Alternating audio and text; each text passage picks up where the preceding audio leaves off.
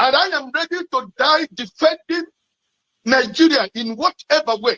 When it is God's time for us to go, it is and you no took more my time to God. You are ready to defend Nigeria. I gave you my time. No, I'm coming. I'm coming. Alexi, hold on. You already started. What I'm saying, defending Nigerians is this. I gave him my time and he's using it to defend Nigeria. No, sorry. Alexi, I'm sorry. Alexi.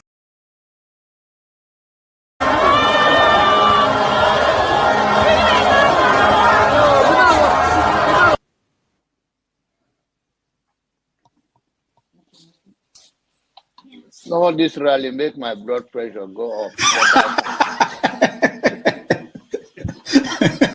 Dr. Damages, please, I want Soli to tell us who are the fools on this panel. I consider you a fool. Yeah. On this panel, yeah. Who are the fools? I will explain the foolish statement that you made. When you were talking about Sowore. I made a foolish statement. Yes, you did. You must be very stupid if you don't know how to respect your elder. You are very, very stupid. Are you crazy? You must be very stupid to use that word on your elders. Am I your mate? You're a very stupid boy. Can you learn how to talk? If you cannot handle it, don't ask me. Can you learn how to talk? Mute your mic. See, don't be fooled with the comment section hype. So excuse me. Okay, hold on, guys. I expected you to ask him to withdraw that word. Nobody is a fool on this panel. Okay, hold on. Stupid. Can you call your hold on, everybody. I know we are ranting. Can you call your father a fool? No, hold on. If my father behaves like you, yes, I would. No, please, everybody, calm down. Uncle, right? I have the right to address Sowore the way I like. You don't know what Sowore did to me. So learn to control your emotion, right? That is the only thing I'm going to tell you. But if you don't want to control your emotion and you insult me here, I'm going to insult you 100%. Okay. You understand? You cannot insult me on a normal ground. Fiscally, you can't insult me, right? I will treat you like a child. If you insult me physically, I will handle you like a child. I don't care your age. Do you understand? You are powerful over the camera, so you can say whatever you want to say, but you can't yet say it to me physically. You understand? I will handle you like a kid. I'm not joking. So learn to control your emotion. You understand? Okay. Please don't take him out. I also have a right to respond because you mentioned my name. There's no need to take him out. All you have to do is to meet them or something. And you're taking too long to manage them. Comment. What did you say? Comment. I know, but he mentioned my name, so I'm asking to respond to him. When he gets your time, you No. He mentioned my name. If you want to make it rowdy, I will take you out. Take me out, you son of a bitch. Take me out. You think you're a big boy because you're moderating. Take him out, please. Hello, come on, don't use such word now.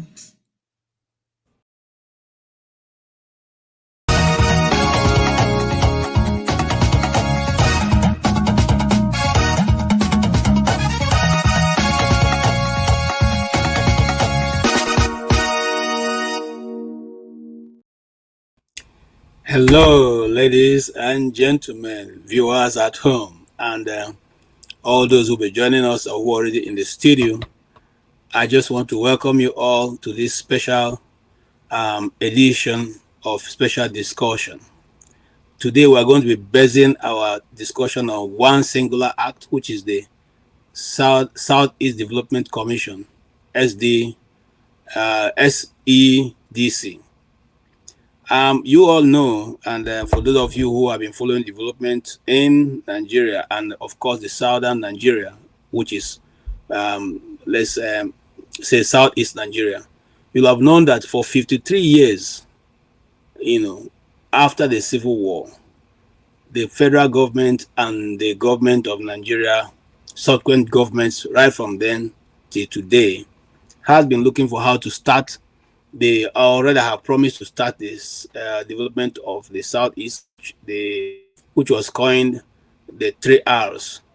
And that 3 Rs was conceived before we were born, but we never got to see it. We never got to participate in it. We never got to be part of it. In fact, some of us grew up hearing people talk about the 3 Rs that is yet to come, where development that was hitherto in the southeast will be restored, and government will pay more attention to the what was happening in the southeast, especially those parts of the southeast Nigeria that was destroyed. We have waited and waited, and it has become like we are waiting for Godot's. And of course, if you read Waiting for Godot, you know that Godot never really came till this moment. We are still waiting for him. And so that's how the story has become concerning the people of the southeast Nigeria. The hoped politics was played, government head commissions were set up, national reform whatever. The committee that was supposed to reform the constitution was set up. The constitution that was supposed to look into the southeast was set up. All those setups all gathered dust, and they are lying somewhere on one of the shelves in the presidency, or maybe one of the ministries. But the present government, led by President Ahmed Tinubu, decided to do what Napoleon do, which is to allow the Southeast Commission to come into force, even though it's without it's not without a caveat, because before now it was the southeast that was demanding for it, but now every other part of Nigeria has a development commission. So consequently, it's become everybody's business, and every other area of Nigeria can as well benefit from it. Sorry, I'm a bit everywhere because I don't have all the videos I needed, but it's okay. So now we decided to hold a discussion on this, just on the Southeast, because we feared what the budget, defending the budget in the Senate committee, when they presented themselves there, was mind-boggling, because any Southeast Nigerian person that you meet will tell you without any fear of contradiction what the Southeast Nigeria needs, what we need. The smallest, youngest boy in the Southeast, the youngest girl in the Southeast will tell you exactly. So it beats us when we hear that for you to get what to be done, you need to meet stakeholders. I don't understand. What are the stakeholders? And so we begin to probe into what was going on, only for us to realize that even though the guy who is heading the Southeast Development Commission is not a pushover, as a matter of fact, he was an award-winning, sometime in 2016, he won the, what was that award called? A Young People's Award, which he won. And he's very well read. As we all know, okay, let me just go through. Mark Okoye is the one who heads that Southeast Development Commission. He has a strong background in governance and economic development. He's currently the managing director of them. Mark Okoye achieved his achievements include being the youngest commissioner at the age of 30 and spearheading revenue reforms that boosted monthly revenue by 300%. He also received several awards, including the 2016 Young Person of the Year. So, in education and understanding, Mr. Okoye is well read, and I think I have a video of him. I will probably be able to have a chance to play it. He also has featured in many talks. So as for brilliancy, he knows brilliancy. But when a development commission that the people have yearned for 50 years, 53 years now, comes and the person who's supposed to be heading it begins to talk, the everyday politics, we begin to be afraid that, voila, the government is going to come in and begin to do what they want. And so we begin to alas, what we are hoping for is not going to be achieved, because once politics come into it, it is politics all the way. We all know what has happened to the Niger Delta Development Commission. Up to today, they have decided to engage themselves in things that are not helping the South. There are many more things they could have been able to do, but they've become a government of their own, leaving their own function to begin to do functions that is not supposed to be theirs. And so we want to nip this in the bag before it gets out of hand. And so welcome, to this ride, this discussion. Please come and have a bite at it, and we'll see how it goes. Yes, my name is KJ, and I'm here to just, twist the tiger's tail. Okay.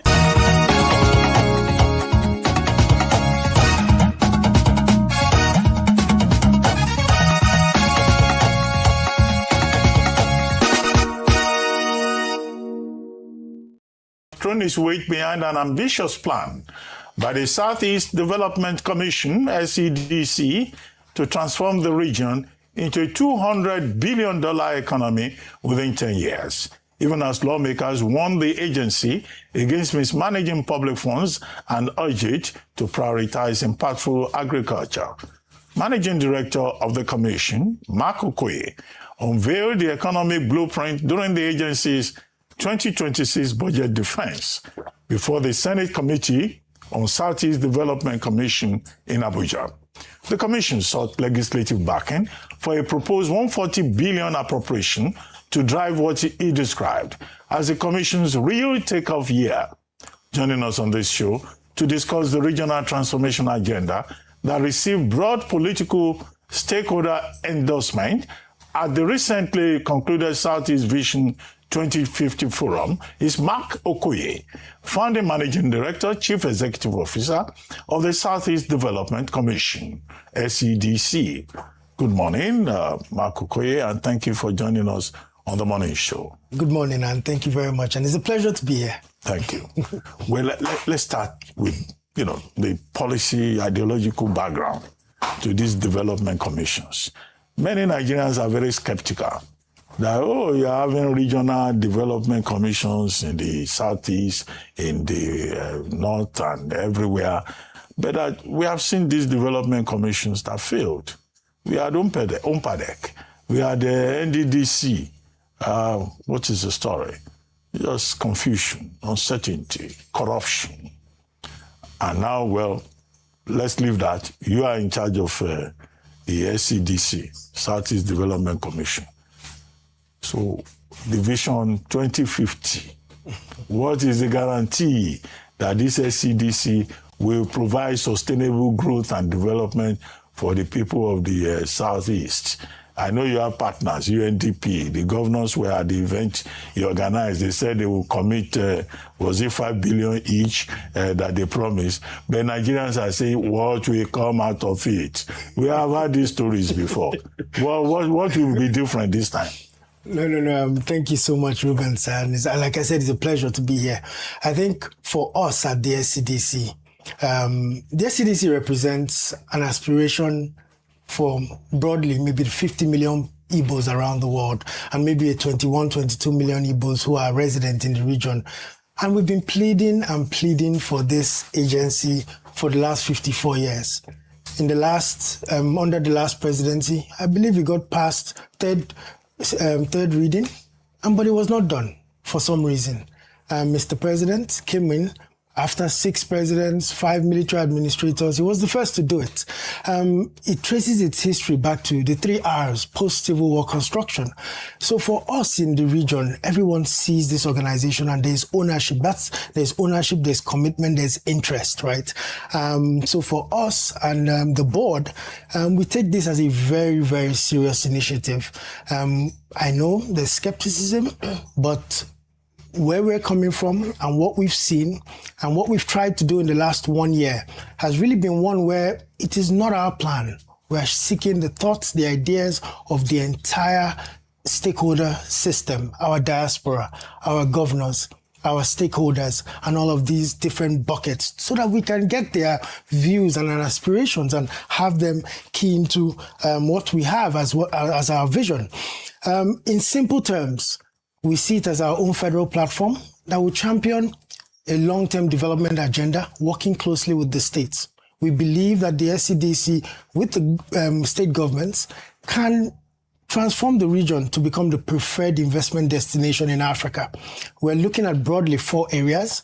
One is that we want to drive the size of that economy from about $40 billion to $200 billion over the next 10 years, with strong collaboration between our diaspora, our private sector, our governors across industrialization, agriculture, creative economy, and technology. Secondly, if you just Google the search, you would see that the people in the Southeast are passionate about wanting their own port, wanting their own regional rail line, wanting their gas pipelines. But you and I know that if we put those things in the budget, we will be building it for the next 20, 30 years. What we want to do with the SEDC, and have committed to doing it with the state governments in the region, is to deliberately plan for those projects, take them and get them bankable, make it investable, such that there's clear business case for investment, so that we can take it internationally and raise the funding for those initiatives. So we're thinking of running this organization very differently from how you see a typical government agency being run. Yeah. Your money still comes from the government's coffers. Yes. You made reference to the first year when you were speaking just now, and it seems the first year was, according to your team, focused on institutional framework development. But some critics have come out to say, well, you received 5 billion naira for the first year, and with that 5 billion, you did stakeholder engagement, you did investment promotion, you did, people are saying, was that the correct way to start? Because they would have thought that, yes, 5 billion in the scope of big infrastructural projects may not be that much money, but I think there was an expectation that at least salaries would have been paid at the bare minimum. What did you guys do with the 5 billion that you received? Fantastic question. We were set up on February 10th last year. The first day of office was February 11th, right? And in that first session, everything we're saying from our 10-year strategic roadmap for the organization approved. Budget approved by management, by the board, first 2 days. Anyone who has experience at federal government setting up an organization can be painstaking, right? But really, so what we did last year, everything around procurement processes, getting the required staff across different departments, putting them in, designing the structure, building the right relationship between the board and the management, reaching out to our critical stakeholders. Every single governor was met multiple times by the commission to share our in and get their buy-in. The entire private sector was met, all 170 of them, Manufacturers Association, SMEs, everybody, to get their buy-in into the agenda. Diaspora was met on multiple occasions. Through Twitter space, we met 5,000 people. Listened to them for 7 hours, right? We went abroad, we went to the Afro-Exim to let them understand that we'll be at the IATF because we want to run a more sustainable model that helps us attract long-term funding. So to answer your question, and I answer it in 2 buckets. The Southeast faces an infrastructure deficit of $10 billion annually. You add the budgets of the states in that region, it's barely maybe a maximum of just about $2 billion. But that budget still has to pay for salaries, it has to pay for all these other different things. So the question is, how do we fill that gap? Can we fill that gap from federal government funding? We can't. But there's $22 billion of diaspora funding that's constantly coming into the country. There's another $50 to $100 billion of infrastructure financing that's around the African continent and abroad. Can you get that by sitting in Nigeria? Can you get that by sitting in Enugu? So these were the justifications for spending only a little bit of that money. The 5 billion, it only came on the end of December. Till today, I haven't earned a salary. My EDs have not earned a salary. The board members don't get allowances. How much came out of the 5 billion? Do you spend out of the 5 billion for? Because from what you said, said interaction, Twitter spaces. I know they don't pay for Twitter spaces. In fact, on my Twitter page, if I do spaces for you, say you engage 5,000 people, I will get 50,000 people on my Twitter space. If I engage for. So, how much did you spend on all of this engagement? And where were you seeing the money to spend before the 5 billion came? Oh, we had to tap into donors. So you have to tap into we have to tap into a number. So how much of the donor fund did you spend? How much of donor? No, you can't spend their money. They would run their own process. So how much of that, the donor fund that came, that you spent before the 5 billion came? I'll say maybe I'd probably have to put the figures together because you have to know the figures. No, I can't. No, let me explain. Let me explain to you how donors work. If donors want to support you, right, they can do it in two folds. They either say, Rufai, we're going to support this great project on public awareness, and they will put the monies in your account. Or they say, Rufai, what do you want? Okay, so calculate how much the donors put down before the 5 billion came. And how much did you have to take out of the 5 billion? The likes of the UNDPs had supported us with anything from $300,000 to $400,000 across their own events. So all the event, $300,000, $400,000. Yes. Yeah. So after they supported with $300,000, $400,000, is it that one cumulatively or UNDP alone? No, cumulative.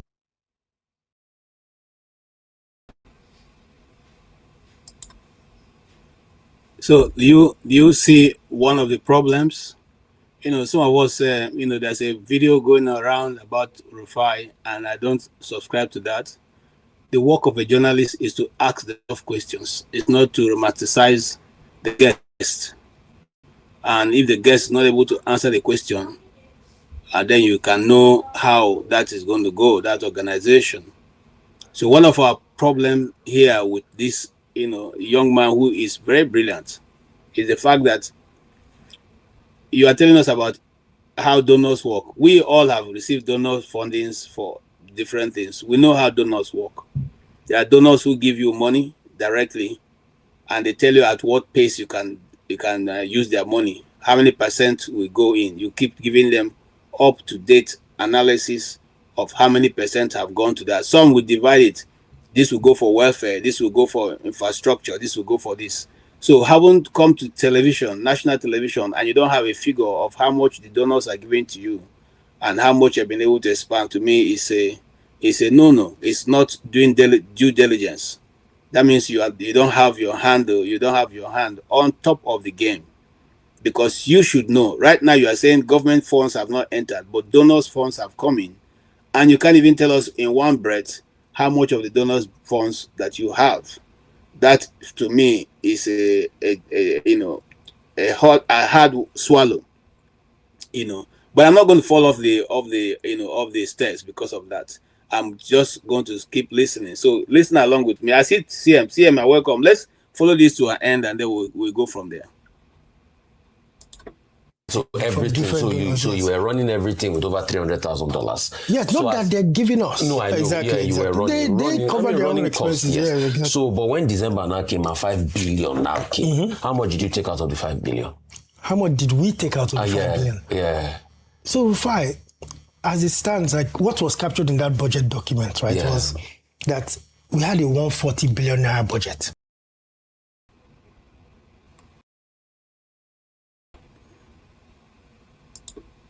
Okay, see, for me right now, as a theater artist and a person who studied body language, your body movement, the mere fact that he's drinking more water is even showing that he's under tension.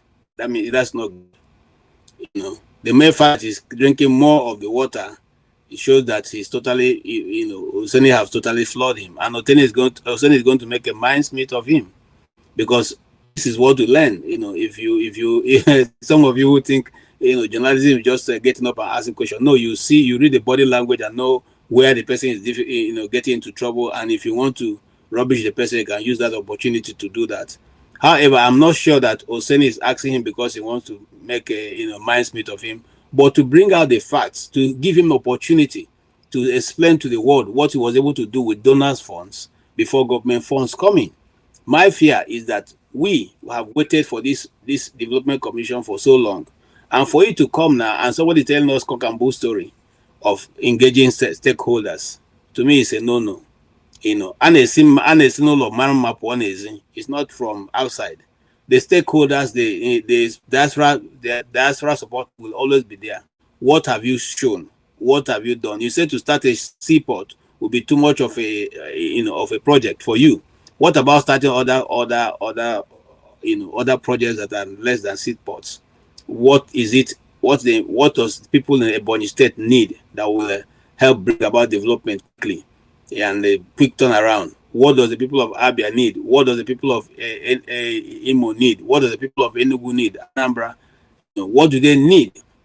These are the things we should find out. You should have been able to have this on your fingertips, since you say you met with all the governors multiple times.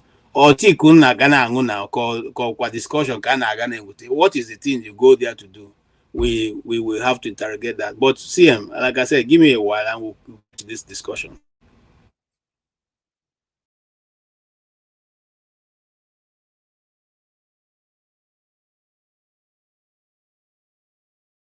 But simply because we need to build out a federal government institution. I get all of that garbage. So there was this remaining 5 billion. No, it's not garbage. You say garbage. You shouldn't say garbage. Yeah. No, I said no. You said you get all that garbage. I said I get all the gammutes. Okay, gammutes. You didn't hear me properly. Okay. I get all the arguments on the gammutes. But what I'm saying is, this 5 billion that came in that they've only paid you, we know it's not the money they're supposed to pay you. Your budget is way more than that, all right? How much have you now spent out of that 5 billion that came in? Minus the donor cost of 300,000.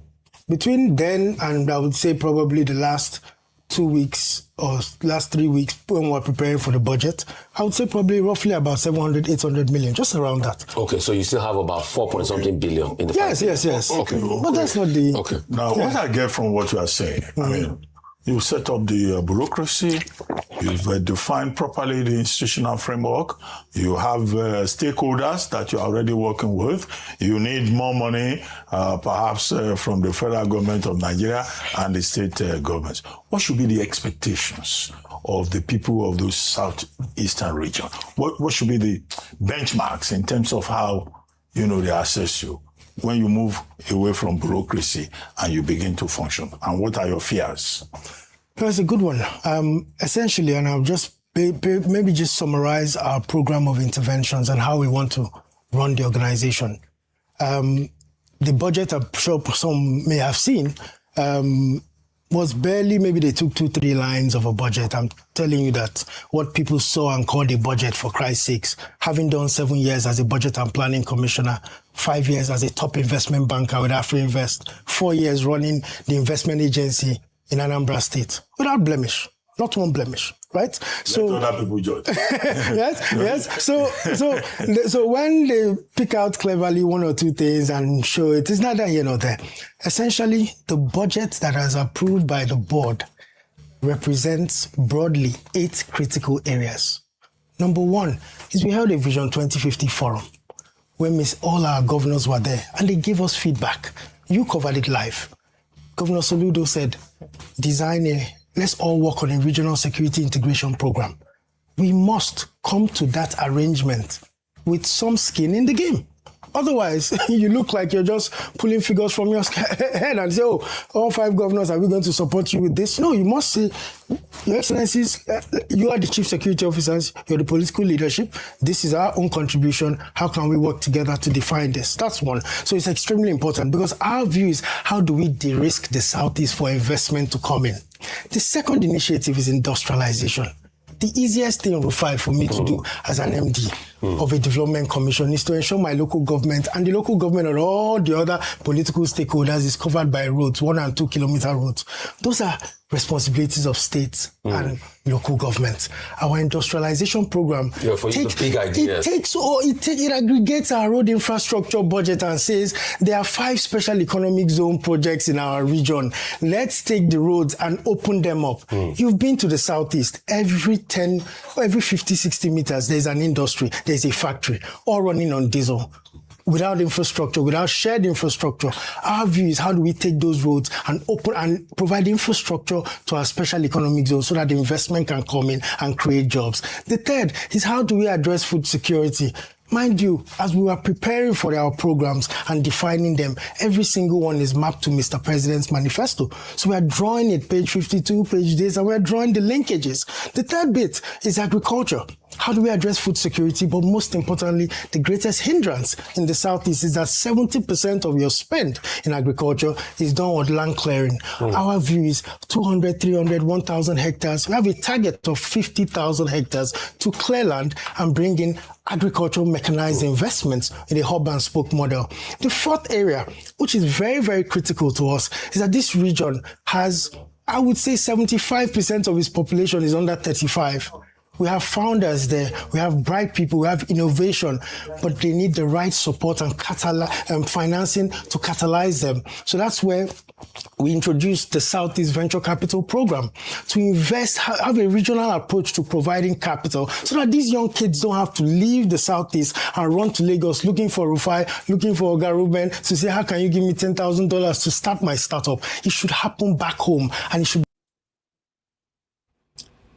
Okay, I don't know how I don't know how people have listened to it. I will hold myself, and we expect you guys to come make your contribution, because he is thinking that it's not just what we have seen published by newspapers that is what the budget is all about, but he has been given the opportunity to explain again what he's budgeting and what will be his parameter and what will be his approach. He has not, for me, he has not been able to discredit himself properly.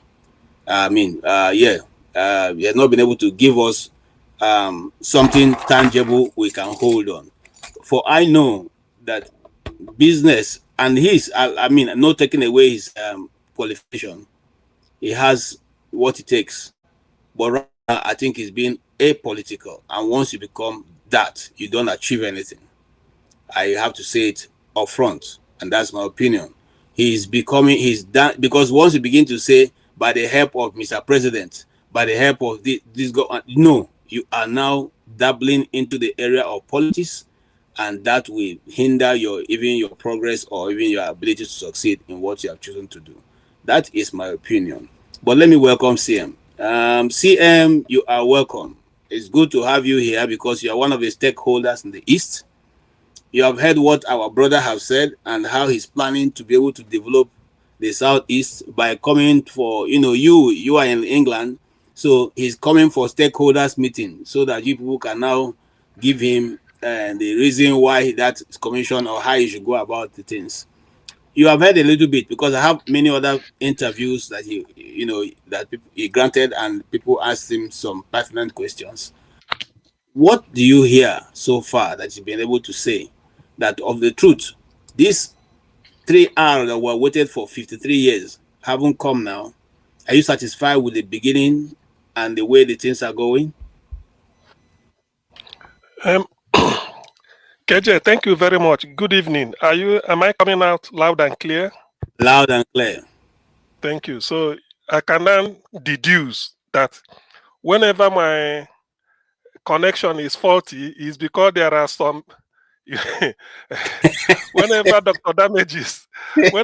Damage's show is crowded with all manner of a virus, so it affects my well-quarantined, I have to thank God I have the field for now. My well-purified, quarantined, sterilized IT connection. Somehow, when I connect to New York or people from all over the world, the thing affects my own. But now it's just like this. So thank you very much. I hope it remains. Allow me to make my point. So thank you, KJ, for taking the initiative to host this particular one topic program. Is important, and I believe Ndibo worldwide will be keying in. If not now, they will go through what we say here. But I wish they will be all tuned in live so that they can make their contribution, either go to the chat and ask us questions or maybe come in and be part of the panel, which is even better.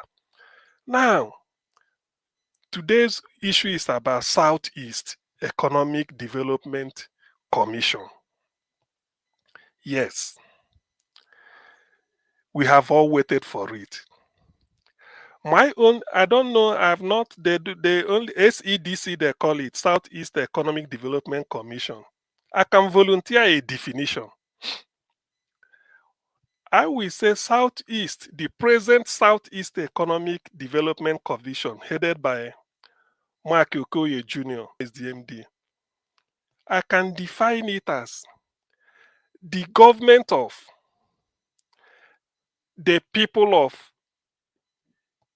Eastern region of old minus Akwa Ibom State, Cross River State, River State, and Bayelsa State. Whatever is left is now the Southeast Economic Development Commission. In a nutshell, the Southeast Economic Commission, let me put it in mathematical terms, or mathematically or equationatically,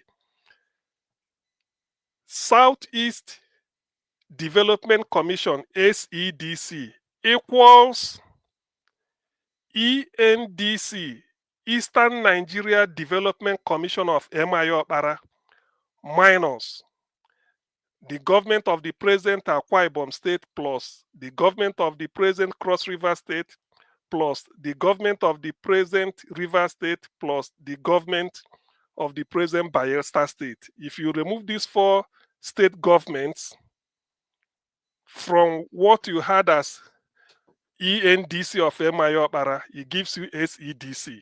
So by way of footprint, people should now know where to focus their attention. So it's a welcome development. It's long awaited. That is all I could say by way of opening salvo, and then to tell people where we are. Now, because we are discussing it today, it's not about geography we are talking about. We all know that. And it's not about what it represents to Ndibo. We all know that. What we want to look at is, being the first time since 1970 we are having this type of development commission, people will say, of what vision will it be associated with? Of what mission as well will it be associated with? I didn't craft the charter or whatever that forms it, the founding instrument or the founding documents. But as a stakeholder, I can call, yes, I'm a stakeholder. I want the Southeast to be good. Just like I want other parts of Nigeria, because SEDC is what we have a WEDC for the western region and all those other geopolitical areas. They have their own. So I want it because it's like it's sort of a balance of competition. People should compete among themselves, each regional development. So why I'm interested in Southeast is that this is the government that first, it is partyless. Nobody can say it is this party that is controlling it. Why the SEDC is overseeing what will be beneficial to the 5 Southeast states, made up of 5 governors from 3 different political parties. That is to say, APGA for Anambra, Labour for Abia, then APC for Enugu, Ebonyi, and Imo State. So it is expected that SEDC should not be seen as an APC government or APGA government or Labour Party government. So let's get that clear. So the leader should be apolitical. And in that case, in operation, it should also mirror the same philosophy. Why I'm saying this is that most developmental projects in Nigeria, but this time we are talking of Southeast, so people should, I don't want people to come and to get some monkeys off my back before they come in. So what I'm trying to say is that most developmental projects in the Southeast in Igbo land are bedeviled by politics. The crudest type of politics. But I'm glad that maybe we are seeing signs. And I do not want the SEDC to take us back to, we've left, they say we've left Egypt long time. So we are headed to the promised land. Any attempt through thinking or through thought or action to take us back must be resisted and pointed out. So let me not go far, but let me now say, okay, what really do I want SEDC to do? Because that is why I'm coming. Enough of this introduction. SEDC, we look throughout the Southeast and think of not more than 1, 2, 3, 4, but to me I have 3 It should not be short. It shouldn't be. It should be 3. But these 3 should not be pursued. Should not be pursued. What's they called? Simultaneously. No. We want the one that is most overriding among the 3 because of paucity of fund. They are all capital intensive. And it should not be something that a state government could do, in which anything that is a state government could do, it means that it will be bogged with politics. This party is in power. He started it, another party came in. It's no longer our vision, then we abandon it. That is politics. So SEDC should be clear, should be a one project commission at any point in time. But that one project will be like the game changer. So if I should volunteer some suggestion, I will say 1, because these are what Ndibo needs. Number 1, there's no the seaport is a no-brainer. It's a no-brainer. So I don't need to be. It will solve a lot of problems. The issue of Igbo dominating us somewhere, the issue of Ndi Igbo leave our land. If you don't leave our land, we slaughter you. The issue of Ndi Igbo, you shouldn't vote here. The issue of Ndi Igbo, we make sure that we buy all of you and seize all your properties. All these things, Seaport will help.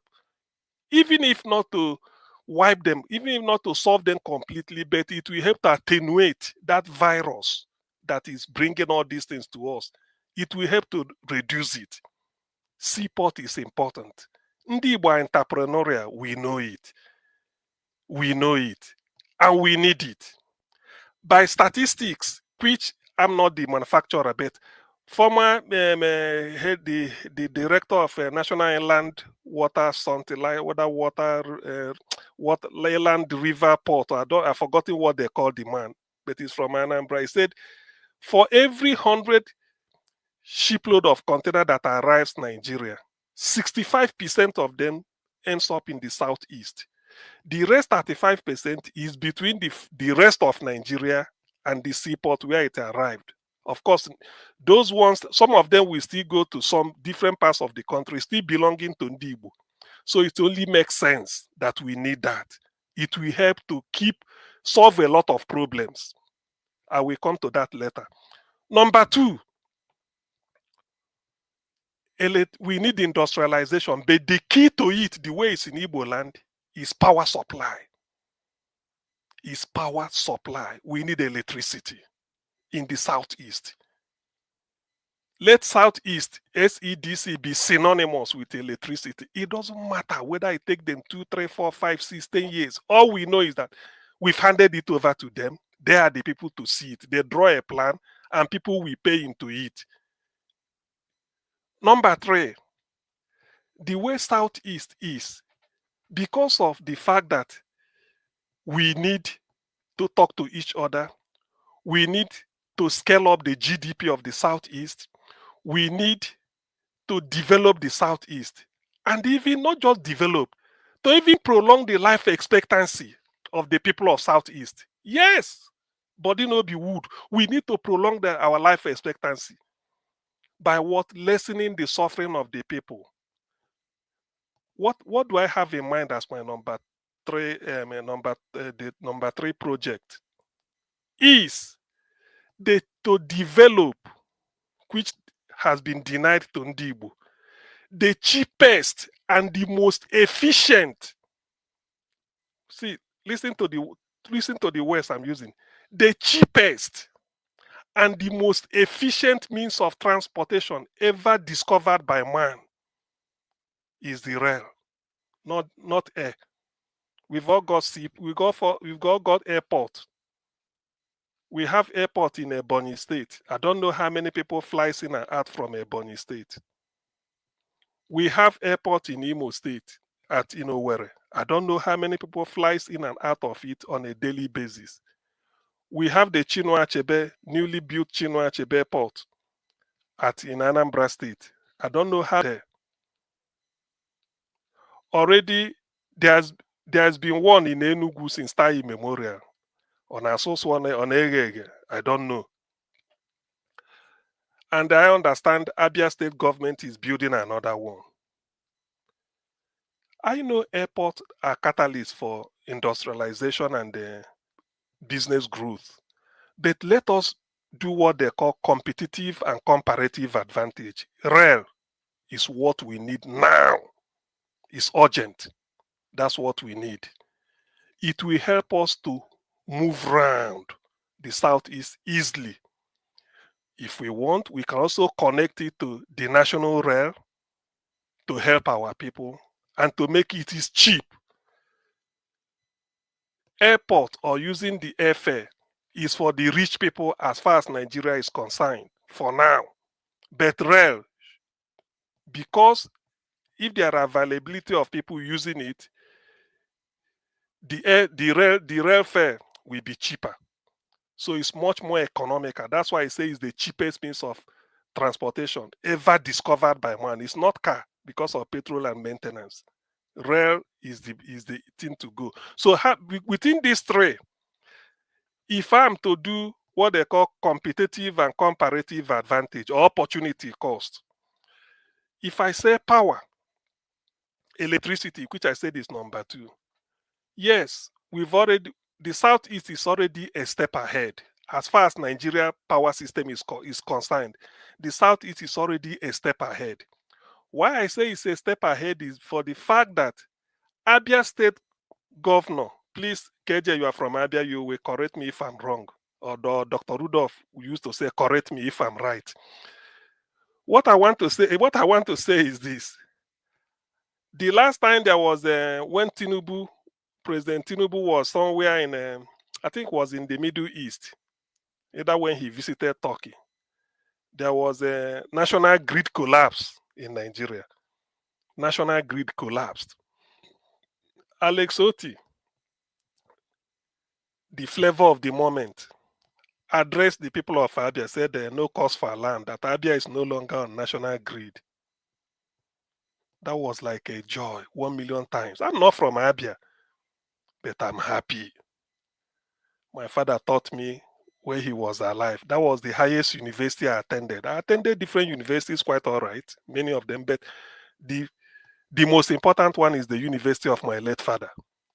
He said, my son, when you see somebody making progress and the person tells you that, oh, this is how progressive I am now, he said, rejoice more than the person, so that the one you are asking God in prayers will not be far in coming. The day Alex Otti said that, I felt I become an Abia citizen, an Abia indigene, automatically. It doesn't matter. Yes. I said yes. So what is in Abia? We now come down to Ezinifite. It's not a rocket science. So what I want the SDEC to do is, and let me add this also. You know, these people that's why they said God want to give wisdom. He gives them in small quantity. You know, it just goes to people that are not that are brief. Let me use the word, people that are brief, and then gives them the wisdom that he should have given to giants. Alex Otti went to the last summit of SEDC in Enugu. I think he suggested to them through the address that any state in the southeast that want to start a power generation and distribution, you should not go the pathway they've gone, because it took them long. They're just like they're the pioneer in the southeast. That all you need to do now, talk to Abia. It's like what we are taught in physics. You step up the transformer, you step it down. You want to carry electricity from one point to the other. You say you step it up to go a long distance. As you are nearing where you are going, you step it down. Do you see it? So he said what they should do is to talk to Abia state government. Then they tell you how much it will cost. They lay a pipe and see how they are going to step it up. It will not get to Enugu. Then Enugu may be covered with time. It will be covered with 24-hour electricity. All what the people of living in Enugu wants is they have power 24 hours. If you tell them where is the power coming from, they say it's somewhere far away from Abia, but they will achieve their aim. Can you hear me? So, yes, please. Yes. Yeah. Oseni Rufai asked a very important question, and I don't know whether you're running away from that question or you don't want to get in there yet. The question he asks is, from all that you have now, how much have you spent? And the guy couldn't answer it. So what do you make of that situation? Because it's frightening that you see, KJ, please note the question down for me. I should have noted the better. I would just note it down. I want to flow. Let me explain these 3 points. Then I will not tell you why. Okay, where I stand, please. At go least ahead. there is just 2 of us. Yes, now, go ahead. What I'm saying, that is for electricity. If SEDC should choose option 2, that is all they need to do. Sit down with the government of Abia State, say this electricity, we want it to cover the entire Southeast. How much? Governor Lexoti will say with Professor Batin Naji, who did it. Thank God he's from Enugu State. He will say the cost us so amount of money. But being a MIT professor of robotics, he knows what he did. He will say, if you want it extended from Abia to Enugu, this is how much it will cost, and this is how long it's gonna take. If you want it all the 5 states, all the remaining 4 states, this is how much it's gonna take. Now, it is now left for SEDC to source for fund to say, okay, if we make this if we make it a project that in the next 2 years, the whole of Southeast will be covered with 24-hour electricity, gradually, bit by bit, can we be able to fund it?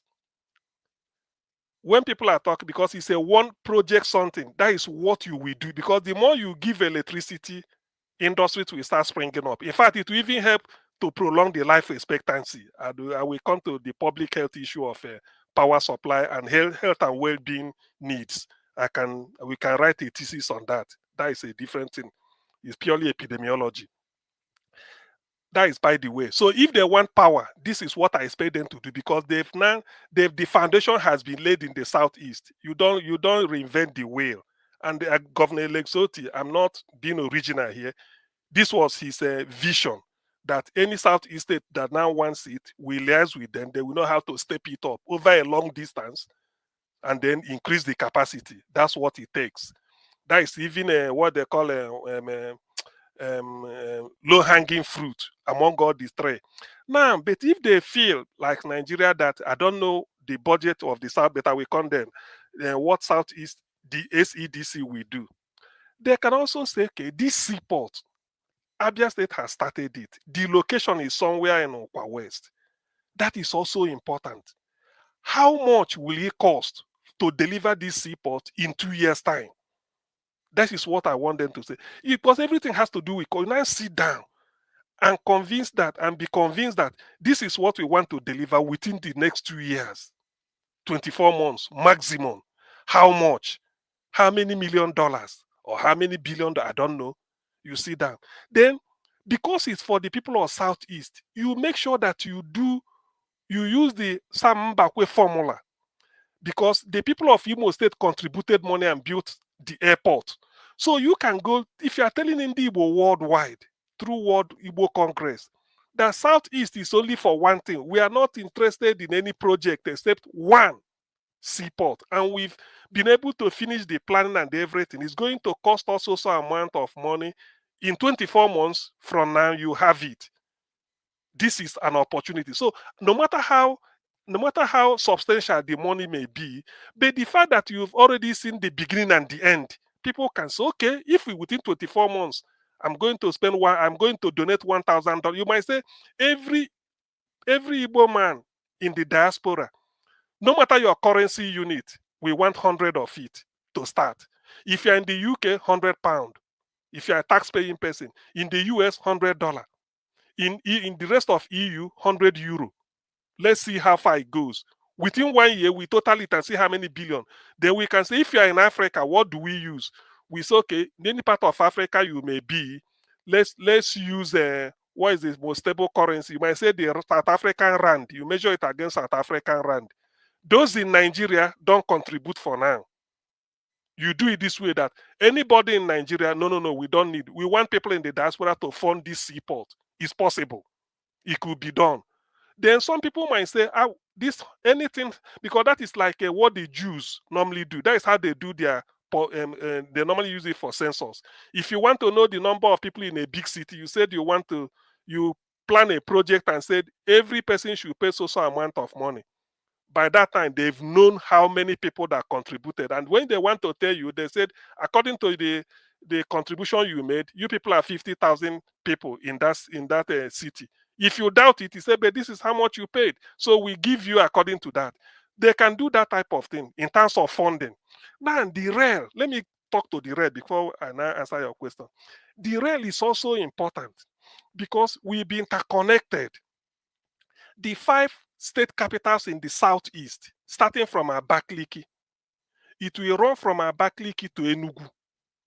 From Enugu, it goes down to Awka, another state capital. So you've connected the Ebonyi state, Abakaliki capital. From Ebonyi state, you connected Enugu state capital. From Enugu, you've connected Awka, the Anambra state capital. Now, from Awka, you have to move down to Onitsha because of the Onitsha is a commercial city. It's the business emporium of the southeast. So you have to connect to Onitsha. Then from Onitsha, you move down to Nnewi. Nnewi is the industrial heartland for Nandi. It contains more industry than any other Igbo city or Igbo town. Heavy industries are there, like Inosin, and then the one that manufacture cable, Kutix PLC, the one that, because they say the cable now, people building houses in Nigeria will tell you that the cable they import from China is inferior to the one manufactured in Nnewi. Yes, Ndi will build houses, my brother did, and what I'm saying, people can come up and then challenge me, particularly if you're from Nnewi, or you can buttress what I'm saying. So you connect in Nnewi because of what Nnewi represents with rail. Then you now, at least for Innocent that is there, so that we can have people, rail is part of industrial, what is it called? Industrial framework that, you have any industrial conurbation must have a rail connection. Then you from Nnewi, you now move to Owerri, another capital city for Imo State. From Owerri, you move to Aba. Aba represents what Onitsha represents, only that Aba is to the south, while Onitsha is to the western part of Igbo land. Yes, south. Yes. Then from one moment, let me not lose. Then from Aba, you move to Umuahia. That is the state capital of the Abia state capital. Then you now make a loop to connect back to Abakaliki. You may pass through Afibo and then connect back to Abakaliki. That is the rail I'm talking. At least the first phase. This is what we need. 5 state capitals and 3 commercial centers. Nnewi, Onitsha, and the Aba. Then let me have your question, KJ, before KJ. Yeah, my question would be this: are you not now? We have seen what the young man is lining up for, what his development plans are. Do you see anything that seems to represent what you have been saying so far? No, not at all. Not at all. You see, it's like same old, same old. That's why I say I cleared my opening sentence or opening paragraph. If you may say so. I said it should be the government of the southeast, in which you have to identify 1 or 2. I mean, identify 3, but you pick one. What the young man? Let me not digress too much. What the young man has been doing, going around. I've read the address he presented. I've listened to this interview, this particular one with Rufai, Ruben, and the other lady. All he's trying, he just sounded like a typical Nigerian state governor and a politician. All these things, because when you don't know when you don't know your way, every way will lead you to your house. That is what he's trying to do. If you have been coming and say, look, we identify 3 projects, like I did now, I will tell people, say, but do we go for rail? Do we go for power supply? Or do we go for building a seaport? Each one has got its own advantages and disadvantages. Then you now take the one that is least. You might say, let's go for power because we've done the groundwork and it's working. It's just a question of, increasing the capacity. You might say that, or you might say, no, the funding we are going to get for seaport is as good as anything, and it will be in a short-term delivery. And this is what I'm doing with it. Or the third one, rare. So people will not take you serious. But this idea that from the breakdown, they've always done them spend money on entertainment. I'm going to donor. There's a way to do it. They put a road. When I hear road, I shake the jaws, I shudder, I shake my head. Alex Ot is doing road. Soludo is copying the road. Alex Ot is doing. The man in Enugu is copying. Where? Look, Hope who's on the that they are talking. Hope is even doing a much more better road from Akokwa to Olu, from Olu to Owerri to Okigwe. I mean, okay. CM, let's make it more interactive. Now the question being, he was talking about security, building a security. Is that part of what Eastern Development Commission should be doing? Should they be dabbling into security? What has he got? So help us divide the work for this young man, just in case any of his team members are watching. We don't need to go to Harvard to get stakeholders to tell us how to develop Southeast. Okay, we don't need all that nonsense they used to say in Nigeria. It is neither here nor there. Don't tell us nonsense. Okay. When the civil war started, where did the people of Southeast go to get military tactics that gave them how to make those things? People who are living there with you know what they want. They can go about it. Don't tell us you want to go around the world holding stakeholders meeting all around the world. What are the stakeholders going to do for you? We know Igbos and Igbo businessmen around the world who know their onions. If they are people you want to consult, it's a different thing. Don't waste government money or the money that the governors are putting together and by saying you are taking it and going to look for stakeholders. There are many things you should do. It's not for you to do road. It's not for you to do become a stakeholder in security. Is that what the Southeast is lacking? Don't all of us know that the insecurity in the South is caused by government? Is there anybody who doesn't know that? Just yesterday, Asari Dokubo made a new video saying that he is in action in the east in Imo State looking for Gentle the Yahoo or whatever they call him. So, do we need to go far to realize the people who are destabilizing the South? Is that what you should spend our money doing? That is not that's not what the Southeast need. Anyway, so I'm asking you the question I'm asking you. I don't want to carry it away by the question I'm asking you is, should that be part of the function of the Southeast Development Commission? Should that be part of their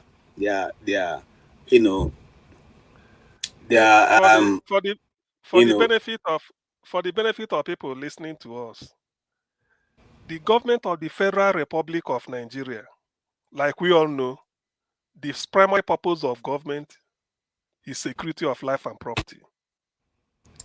Because we operate at the federal, so it will be on Tinubu's table, security of life and property. It does not matter the agency, like the police or the army or the navy or the DSS or whatever that is helping him to coordinate that function. And because of the type of government we run, we have a federating unit called states. Tinubu will now say, you are the governor in the state, you are acting. You are the chief security officer in your state. So help to maintain the security of life and property in your state. Across the 36 states of the federation, Abuja is that of the presidency. I think Wike said he handed it over to the minister. So in all this, okay, from the state, they said, okay, the chairman of the local government, if he's part of the federating state. So in all this, you can never hear Southeast, any economic development commission. The word is Southeast economic development. So dabbling into security is like you come to say, well, where is your office? Where is your which police do you control? The governors are even crying that they are called the chief security officers of their state, but they do not have control over the police. They are asking for state police. So you, the Southeast Economic Development Commission, you are asking for how are you going to maintain security if you do not have control over the cohesive institution. So to me, that's why I'm saying if you do not know where you are going, every road will lead to your destination. That Very to me, true. let me put it in a simple sentence that somebody will just know where I stand. That one is a sheer waste of money. They should never dampen into it. It's a sheer waste of money. Or if I want to be brutal, that is a way to siphon money. Let me be also blunt. We don't need. Again, it's not done. You don't go and take over the job of a state governor. It's not done. Please, security, remove your hand from there. If they give us state security, we are covered. Then the state will say local government and vigilante. So what are you now going to pretend? Who is the Southeast SEDCMD to call on the police? The police won't listen to you. The police will tell you as CM that come back to his village and felt that I want to organize one type of social gathering and I needed security. I tell police, please let me pay you for come and cover the thing. You are not in the equation. You are not there. It's the governor that can speak to IG of police or commissioner of police. They listen. So I don't know. You see, they are misinformed. They are confused. That's why until you get your agenda right, you don't know where you are going. Thank you. Thank you, CM. You have done a lot of talking, and of course, anybody who wants to hear will hear. Our purpose here is to draw the attention of those who are in the Southeast development. Okay, those who are the Southeast development agenda or who are running it to know that it is not another seminar jamboree of organizing. One of the things taken as credit is organizing a economic summit in Enugu. That is not what we are looking for. Nigeria has been organizing economic summit since I was born. Until today, we are not yet developed. Not even as much as countries in Africa. Not talk of Europe. So let's not continue on this waste of manpower and money. But let's welcome Mr. Okpara, Mazi Okpara. You are welcome. Yeah, Mazi Okpara, welcome. Okay, you are frozen. I think he's muted. He didn't know. Can you? Okay. No, can you hear me? Yes. Go ahead. Yeah, KJ and CM. Good afternoon from Beverly Hills, California. Wow, you enjoy yourself, Beverly Hills. Help me greet. It snowed today. There was snow in the UK today, in the morning and the afternoon. Yes. You see, I'm outside here with my T-shirt. It's almost plus 60 Celsius here. Wow. I mean, help us greet Eddie Murphy if you see. Yeah, thank you very much. Yeah, I listened to what you. I listened to the clip you played. You know, this young man, Okoye, he blocked me on X a few months ago when I was asking him some questions about, the programs of this SEDC or what is it called? Yes. And he was unable to explain. And when I persisted, he blocked me.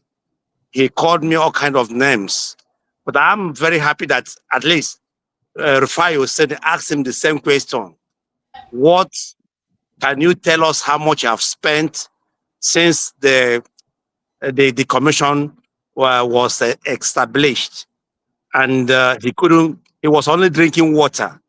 He look at that was the body language was like, why should you come to this question? Why should you ask me this question? And you see somebody, I think, invited him, gave him some time to come. Supposed to be prepared, at least write something down, because as a smart person, I look at him as a smart person, he should have come with at least some tangible answers. And my own, I won't be long here.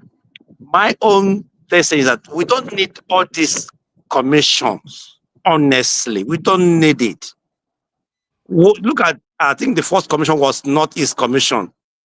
What have they achieved with that? Instead of, like, it's just really with corruption. The same thing with NDC or ND and Niger Delta Commission something. It's the same corruption that these people are creating everywhere. We have state governors that are responsible for all these things that CJ has been explaining here. We don't need another body to give us all these amenities. Why we have state governors? It's kind of duplicating matters, issues. We don't need this thing. As CJ said, I'll tell the CM, they will come, another government will come, they will change their ideas and their programs, because these people, they're only, kind of what the president says. If another president comes tomorrow, they will still tell you what this president is talking about. Honestly, this is a waste of time, waste of resources, with what they call geopolitical. So need this is just to put some money into some people's pocket. Nothing is coming out of this commission. I don't believe in this commission, and mark it today. In the next 4 years, we'll be talking the same thing. They are not responsible for these things. We have governors who are elected, so-called elected by the people. They're supposed to do these things, give us amenities, give us railway, give us electricity, give us water, everything, not creating another group that will be just there to take their own cuts and get away with the whole thing.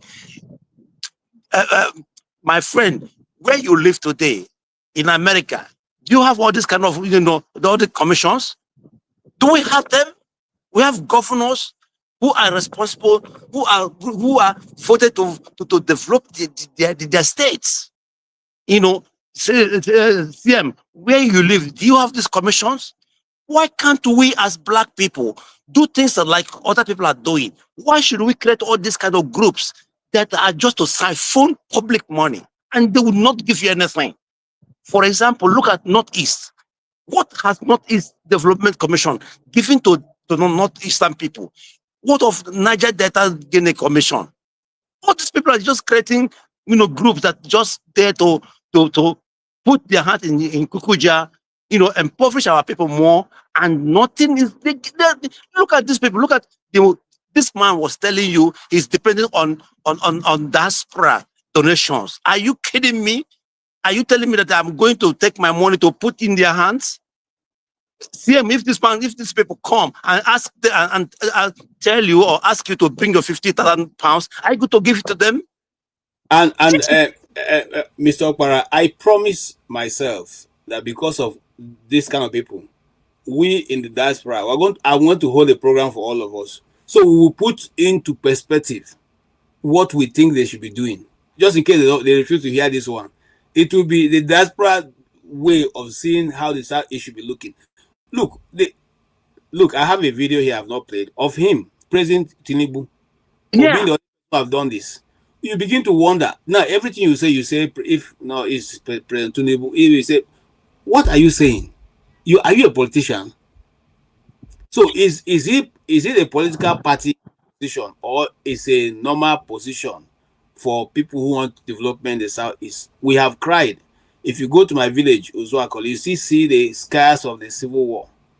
What this team had, this commission is setting up for me, is to go to Uzuakoli, look for the women teachers college. There's a women teachers college meant for only women, where women used to be trained as teachers.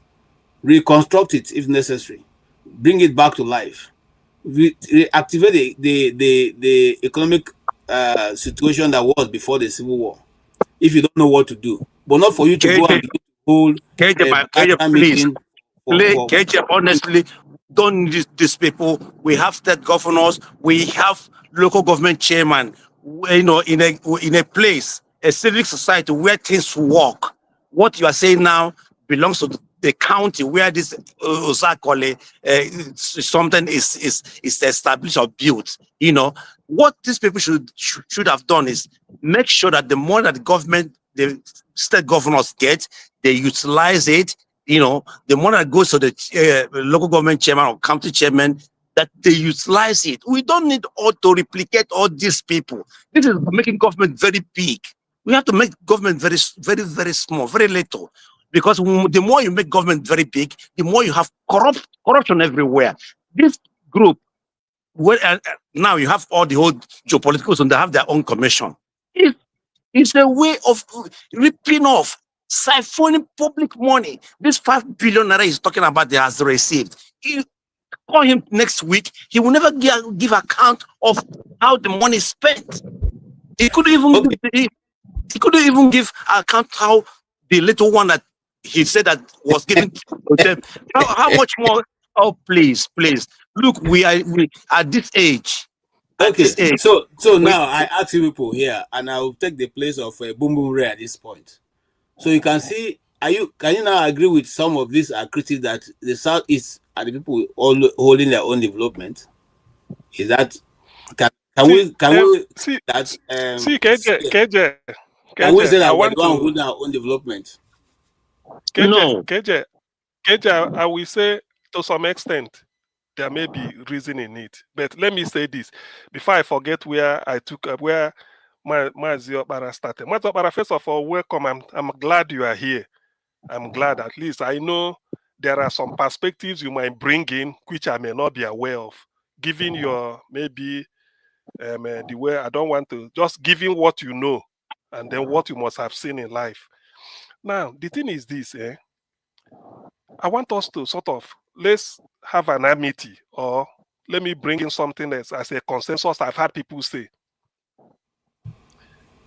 Why people have been saying, why can't the Southeast governors work together? What is this international airport that they can't give us?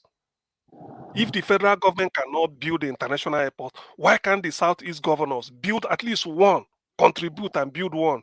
That of Enugu. I had this when Hadi Sirika was the Minister for Aviation under Buhari. They shut it down. They want to do it, all these things. People complained. Now people will say we don't have a seaport. Oh, it's capital intensive. But why can't the Southeast governors come together and build this seaport? Definitely seaport won't be in Ebonyi because it's not close to the sea. It cannot be in Enugu for the same reason. Probably Imo and Abia are best suited. But why can't we find somewhere? That was when I heard about the Ikedio Hakim has even presented a paper one time that Osakwa area in Ihiala is even having a 16 nautical miles to the sea, while that of Tinkan Island is 60. So, and they said that during the First Republic, when Zik was the premier of Eastern, that's when they had this as part of, after Lagos, they developed one there, but civil war, threw everything off board. So I started hearing this. They say, but why can't the Southeast governors come together? You see, we've agreed that they need to come together to provide at least one major infrastructure or two. Now, if they cannot come together, and by providence, we now have the equivalent of Eastern Nigeria Development Commission. That is why I can tell you the rising detail, the rationale for this SEDC. I agree with it. But it is not just agree that it should come or we should have it. But what is he going to do? That is the issue. And that is the perspective I want us to bring in. Because what the young man, Mark Okoye, is discussing, the security have knocked that one off. Because in the constitution, you are not even recognized as a federating unit as to take care of security of any space.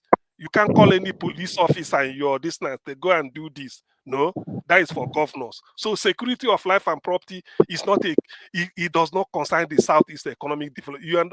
In fact, you're mediocre. You don't even know what to do there. Purely economic. What should be there? What they should do is what 2 or 3 main key infrastructure. If it's a book, they say it's a seminar research from where other researchers can take out, can take on from. Or you wrote a seminar book that others can now reference and use it to develop further theories. So in this case, SEDC should be thinking of one. I gave them 1, 2, 3, and these are crucial. Power to the Southeast is crucial. Yes, state governors can do it. But I know it took Abia State how many years? They started about 24 years before it came to fruition due to politics. politics of this politician, this, and that. Now, Alex Otti have given them a formula. Why not key into this within a year and 6 months? We should have power. Let that be what they achieved. My beef, if I may say, I disagree with them. When you want to put your hand into so many things, you can't achieve anything. And in each one, you're a mediocre, you are not an expert in it. Take one thing, if it's seaport, I know it's capital intensive. Take it and then say SEDC will only exist for seaport. Nothing more, nothing less. People will answer, okay. So we now know we now know the ass to kick. The corruption there cannot be well pronounced. I mean, if at all there may be, because people now know that we are building a seaport. And when you want to put it out, you say you've drawn the plan. It will take 2 years. If we start it today with this money, guaranteed, we will deliver it. That is the politics, P2B. That's the way people use politics. He said, P2B said, I'm not against borrowing.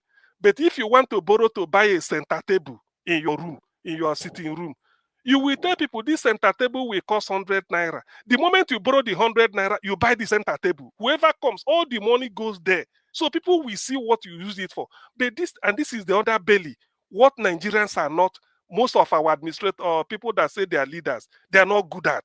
They will tell you and then do be. But if they can, let me say this. It's not I'm throwing a challenge. That's SEDC. I can head it. And I will deliver this. Yes, I'm saying it. Nobody will hear me. I can head that SEDC. I can replace Mark Okoye. I can replace him. And I will tell Ndibo, say, look, this is what we are going to do. These 3 things, I will now study them in details. Look at it critically and say, I'm going to pursue one. I'm not looking left or right until I deliver it. Whether one house is burning somewhere or one erosion is cutting one road or one hamata, it doesn't bother me. All I want is this seaport at Okwa West. This is the amount it will cost. This is how I'm going to get the fund. And I want it delivered within 24 months. Judge me on that. Don't judge me on anything. That is just what I want. Thank you, sir. I will try and deliver that. That is a direct message to those who are in Southeast Development Commission. If you want diaspora to buy in, the buy-in of diaspora people, tell us what's a major project. Is it a rare project that will connect the 5 eastern states to the major towns where there's food you are doing? And they don't come with that myopic mind to say, when will it finish? If it finish in 20 years, that's okay.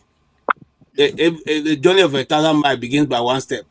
It's not for you, Mr. Okoye, to say when will that come to an end? No, we're not looking for small mushroom housing or projects. We're looking for something that will bring a turnaround. That's one. So if you bring a well laid out plan to the people in diaspora, many people will be ready to go. Why don't you make it, a public partner, private partner, or whatever you call it,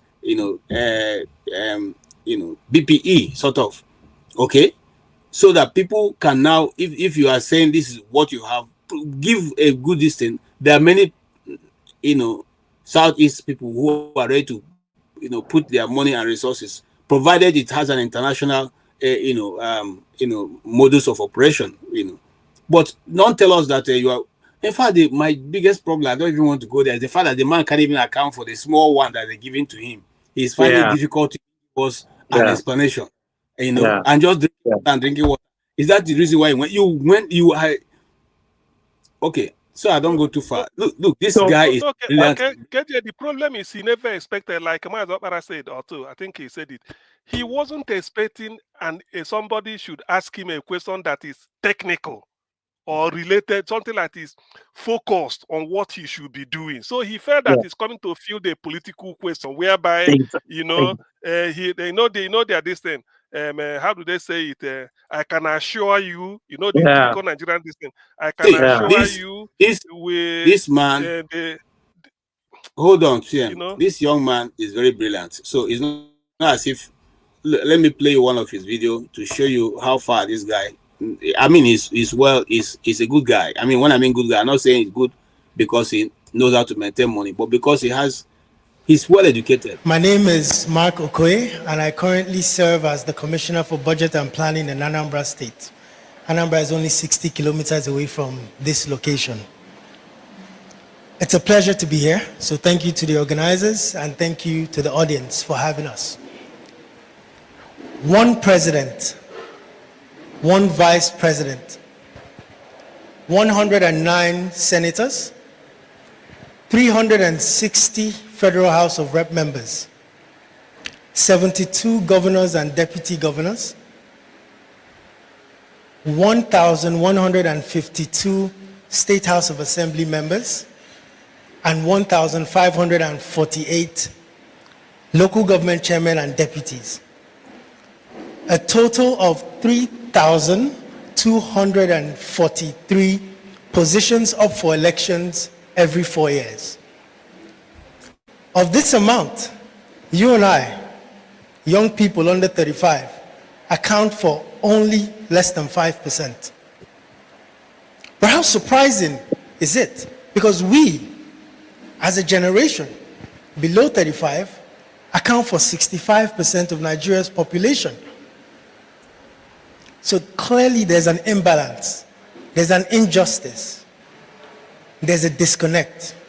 We can't have our grandparents formulating and implementing policies on behalf of us and our unborn children. But it's quite interesting because Nigeria is supposed to be the giant of Africa. We're supposed to set those trends that should act as a wave of transformation on the African continent. But we have the likes of Rwanda, who have a youth-inclusive government, and over the last 5 years have become the hub for technology and innovation on the continent. 4 hours away from Enugu International Airport, we have Ethiopia, which is breaking boundaries in gender equality in governance and has zoned 50% of its cabinet to women. And we are here dealing with 5%. So I'm here to talk to you all about how we can find those opportunities, but more importantly, prepare for those opportunities in governance when they do come. I joined government at 25.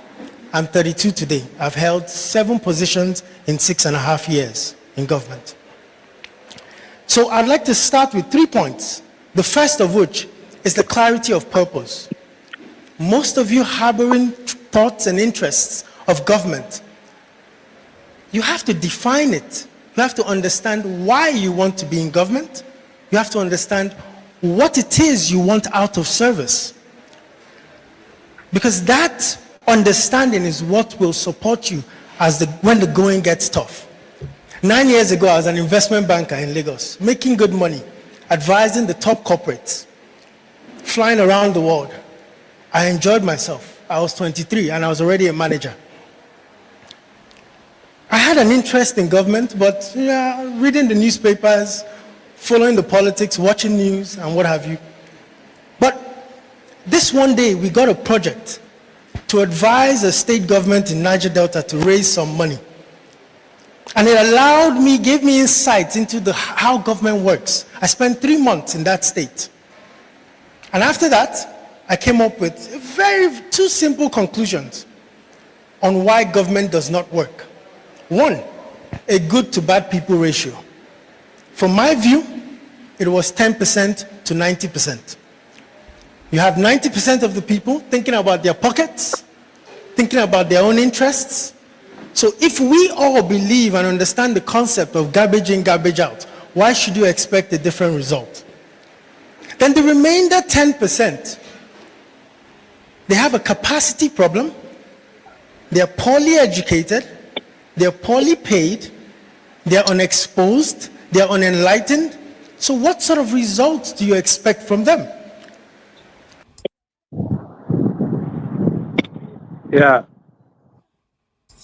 Yeah, so you can see that brilliancy and intellectual capacity is not the problem here. He's a very successful young man at his age. Yeah. But my challenge now is that he's dabbling too much into politics. And now he begins to sound like the old people we know. Remember, Yahya Bello was one of the brilliant minds that we thought when he goes into government, Kogi State would have been, conference state would have been the conference state where people go to see, the conference between Niger and Benue. But today, you can see that Kogi State have not only won backwards, it has become nothing to, no capacity. But not because it's not educated, not because it doesn't know what to do, but because when they get there, something just happens. Maybe these people are just wicked people that they don't like anything good. So their wickedness don't allow them to do good for the Nigerian people. I don't know what to say. I mean, that's my opinion. But Opera, listen to this young man. What do you say? KJ, he spoke very well. I've told you this guy has blocked me. He spoke very well, very eloquently. Just like Soludo and others. They come to this kind of symposium or conference. They will blow all the whole grammar. They will brag how successful they are, how he made money. I don't like when somebody comes on something like this and start telling you he made money. Can he account for those money he made now? If in a country that follows the rule of law, But notwithstanding, what I'm trying to tell you guys that I am not against anything that could, develop Ali Igbo. I will be part of them if there is any contribution. But my own problem is that this is, too much of government, big government. Because I can, let me equate this developmental, or let's say Southeast development, as other ministries in Nigeria. They get their budget every year, no matter how big or small. Yet you will see nothing. Minister of Health is there, Minister of Works, all the whole ministries. Tell me, what are they doing with the money they are giving to them every year?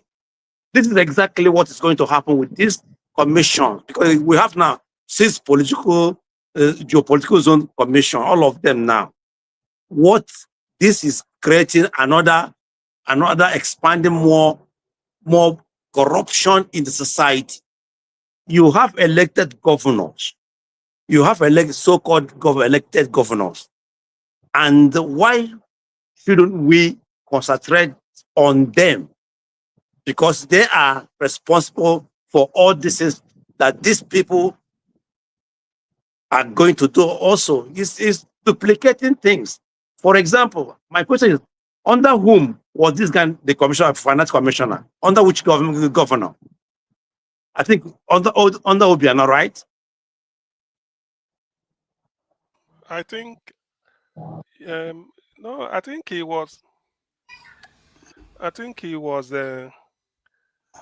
he should be under Obiano. Yes. Yes. Yes. Yes, it's not. It wasn't P2B. I think it's Obiano. No, under Obiano. And today we know what Obiano, what the EFCC is accusing Obiano of. We know after Obiano finishes second term, we all saw what happened. In fact, he ran away the same night he handed over to Soludo. He ran away. And today we know where he lives. So when these people come here and start telling us, speaking grammar, because they are well educated, they are privileged to be in best universities around the world, let us not be carried away. These people are the same. They will come here, they will blow grammar, and nothing will happen. My own opinion is that let's stop creating, creating all these kind of groups, creating all this kind of commission, and expect something from them. They're not going to give you anything. Tell me look at Niger Data Commission, Development Commission.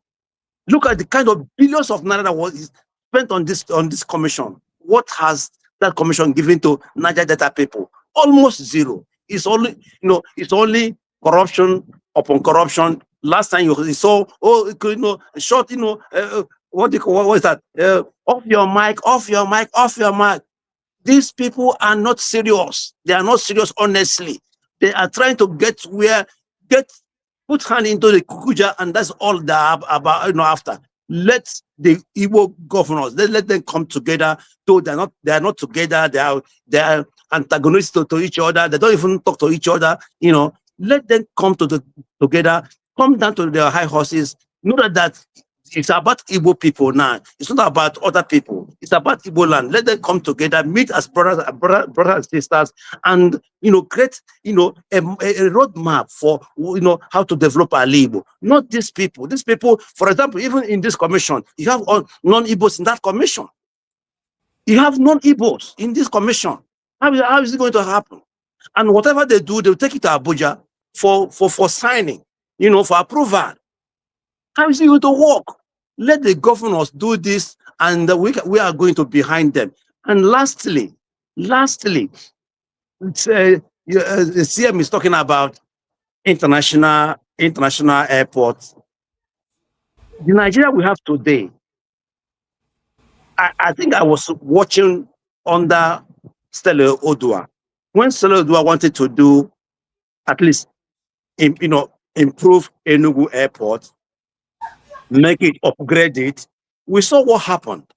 We saw how she was bounced, how she was, humiliated, how she was alleged of every corruption in this world, and because that lady wanted to make it at least upgraded, nothing happened. Obiano built a very small but nice airport. He wanted it to become international airport. He was denied the license. Anambra Airport is bigger than Port Harcourt Airport. Why is Port Harcourt an international airport whereby Air France, Lufthansa is landing on that airport, whereas Enugu Airport, Anambra Airport, Imo Airport, not all these big planes or international cannot land there? What is the reason?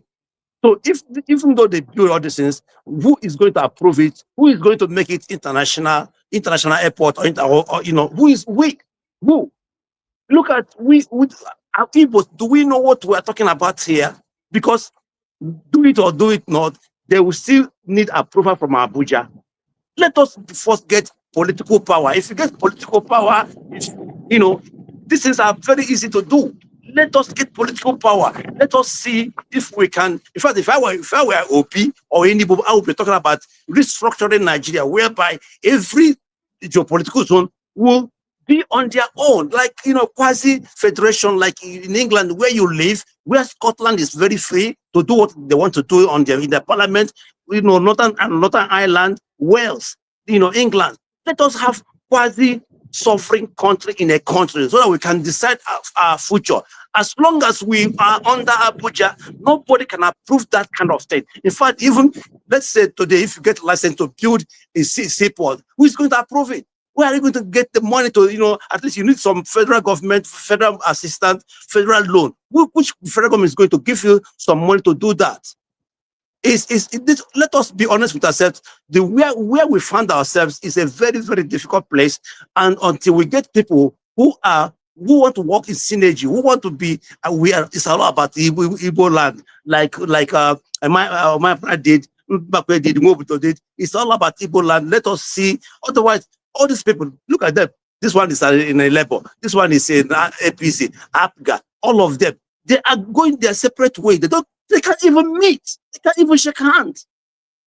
So I am of the opinion that this is a waste of time. This is, okay, CM, where is this people going to get the money, the fund?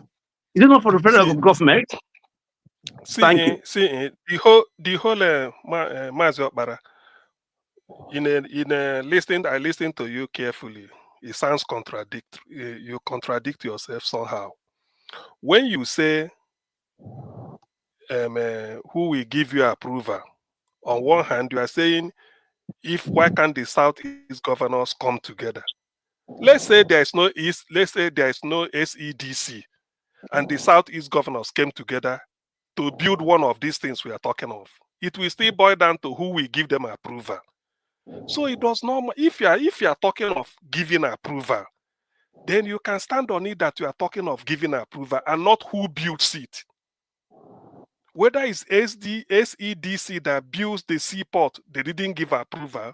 It's all the Southeast governors contribute money and build it. It's still that same approval they deny the SEDC. Will also be denied by the one built by this. So what I'm saying is this: let us use, because I gave 3 options. Now, let me even choose an option based on the fears some people may express, because I know people that are still people out there like you expressing this fear. Abia State today is not on national grid. That's a fact said by Alex Oti. 36 states in the country. Abia is not on national grid. They generate their own power. Who did it? Who made it possible? Professor Bat Naji, Geometrics Power Plant at Yaba from Enugu State. Alex Oti went to SEDC conference and told the Southeast governors, you don't need to start from the scratch like I did in Abia, like we did in Abia. All you need to do, we talk, we lay a pipe or something to increase the capacity, it will come to you 24 hours. So if today, what is the name? Enugu State governor decide to liaise with Abia governor, and all of a sudden there is money in the budget and they're doing it. Does he still need approval from Abuja? Of course, it doesn't need approval. But meanwhile, hold on. But meanwhile, Enugu State is having 24 hours electricity. It doesn't need approval from Abuja. You can generate now. Abuja doesn't need to approve anything anymore, because Abia is out of the national grid. Ordinarily, if it were in the past, Abia will connect to national grid so that the people in Bauchi, Sokoto, any part of Nigeria can use the power generated in Abia State. It's no longer like that. Now, why can't SEDC? That's when I gave my options. I made analysis. I said that's what they call low-hanging fruit. Part of that low-hanging fruit is not just the money to do it if it's cheaper, or maybe the system might be simpler, but also this approval you are talking of. Abia is 24 hours. Abia is no longer on national grid. Government cannot come tomorrow and say federal government to stop it. So politics does not get to that. Irrespective of whether P2B is president or whether Tinubu is president, Abia is not on national grid. That's why Enugu, he went to Enugu to tell them, this is what you people should do. It's like you now, that okay, Abia extended the power supply to a town. It's called, I think it's Eche. You must have heard about it, KJ, in River State. They felt they can give them light. It wasn't federal government that approved for Abia to do it, as long as they are going to pay the tariff. So if Abia can give Enugu light, what they do, why can't SEDC copy it? So that within 2 years, we might say we are not doing it, depending on how much every state can volunteer. So I want to remove that aspect of approval. So there's a project that does not require federal government approval. CM, please. Power. If you look at why it is not possible for any state to remove itself from national grid, it was debated, it was approved at the Senate. It was not unilateral action. It was debated for a very long time. It was approved, and I think it was even Buhari that signed it into law. So without this being debated and passed in the Senate and the House, this man wouldn't have, got the power to remove Abia from national grid. That's what I'm telling you. This political power. I did not contradict myself. I told you this, but I told you that what can make this thing work in Igbo land is when we are really federate unit, when the true federalism is working in Nigeria, whereby we become like kind of confederation, a quasi-state, statehood, whereby we can decide something on our own. I will never contradict myself. Okay. Let me ask you direct question, Mazi Okpara. What Alex Oti went to Enugu to tell Southeast governors and during the SEDC something, is it not possible? Have they tried it and didn't work? No, excuse me, it is possible. I'm telling you it is possible because now every state can disconnect from national grid and plug somewhere. That is why this OT had the gut or the board to go to anyone and say, we can do this together. But before it was not possible, before it was approved. So exactly, good. So because it has opened the opportunity, and that is why, let's say 4, 5 years, 10 years ago, we want to, so that we are moving forward. So you can agree with me that if SEDC can key into this, because this is the easiest thing they could do. Because remember, KJ introduced a video, the video at the beginning, in which this guy was all over the place answering 5 questions. It's like they are having so many things to grapple with. So this one, that's why I recommended three projects. But from what the look of things, from what we are saying here, I favor that of power. Let that of power, because Alex Otti has even told them. So why can't they do it? It doesn't require administrative approval from federal government. That is what they should do. And if only because of that, if there is then the reason for the establishment of SEDC is justified. If only because of that. Let them accomplish that. I will be proud of them that they came in, see what is happening in Abia, reticulate, sort of made it possible that the rest of the first Southeast states are having it within a year and 6 months, 18 months. Thank you. Exhibitors from Nigeria, sponsor of this year's edition of the fair, the Southeast Development Commission. And I sat down here on Sunday to have a conversation on how much the SEDC is doing to support the new agenda of a development commission for Southeast Nigeria. The ambition for $1 trillion Nigerian dollar. And the CEO told me that the region could contribute at least a quarter of that in the very near future. Let's listen to that conversation. I think it's important to give credit to who credit is due. Mr. President Bola Ahmed Tinubu, in his wisdom, in his own economic agenda, came up with the plan to create regional development commissions for every region in Nigeria. So today, prior to him, we had NDDC and Northeast Development Commission. But now, after him 2 years in, we have 5 more regional development commissions. One for the Southwest, Southeast, North Central, South, and also Northwest. Right? So for us, the Southeast, and you must understand this, the sentimental view when it comes to this development commission. It traces its origins back to 1970, right? When we continue to advocate for it. But in that time, there's been 5 presidents, democratically elected presidents, 6 military administrators, heads of states. It was never done. This was the first time it was given. So all of that makes it quite emotional to let us know as a region that we're not trying to play games with this. We take this as a very serious opportunity and one that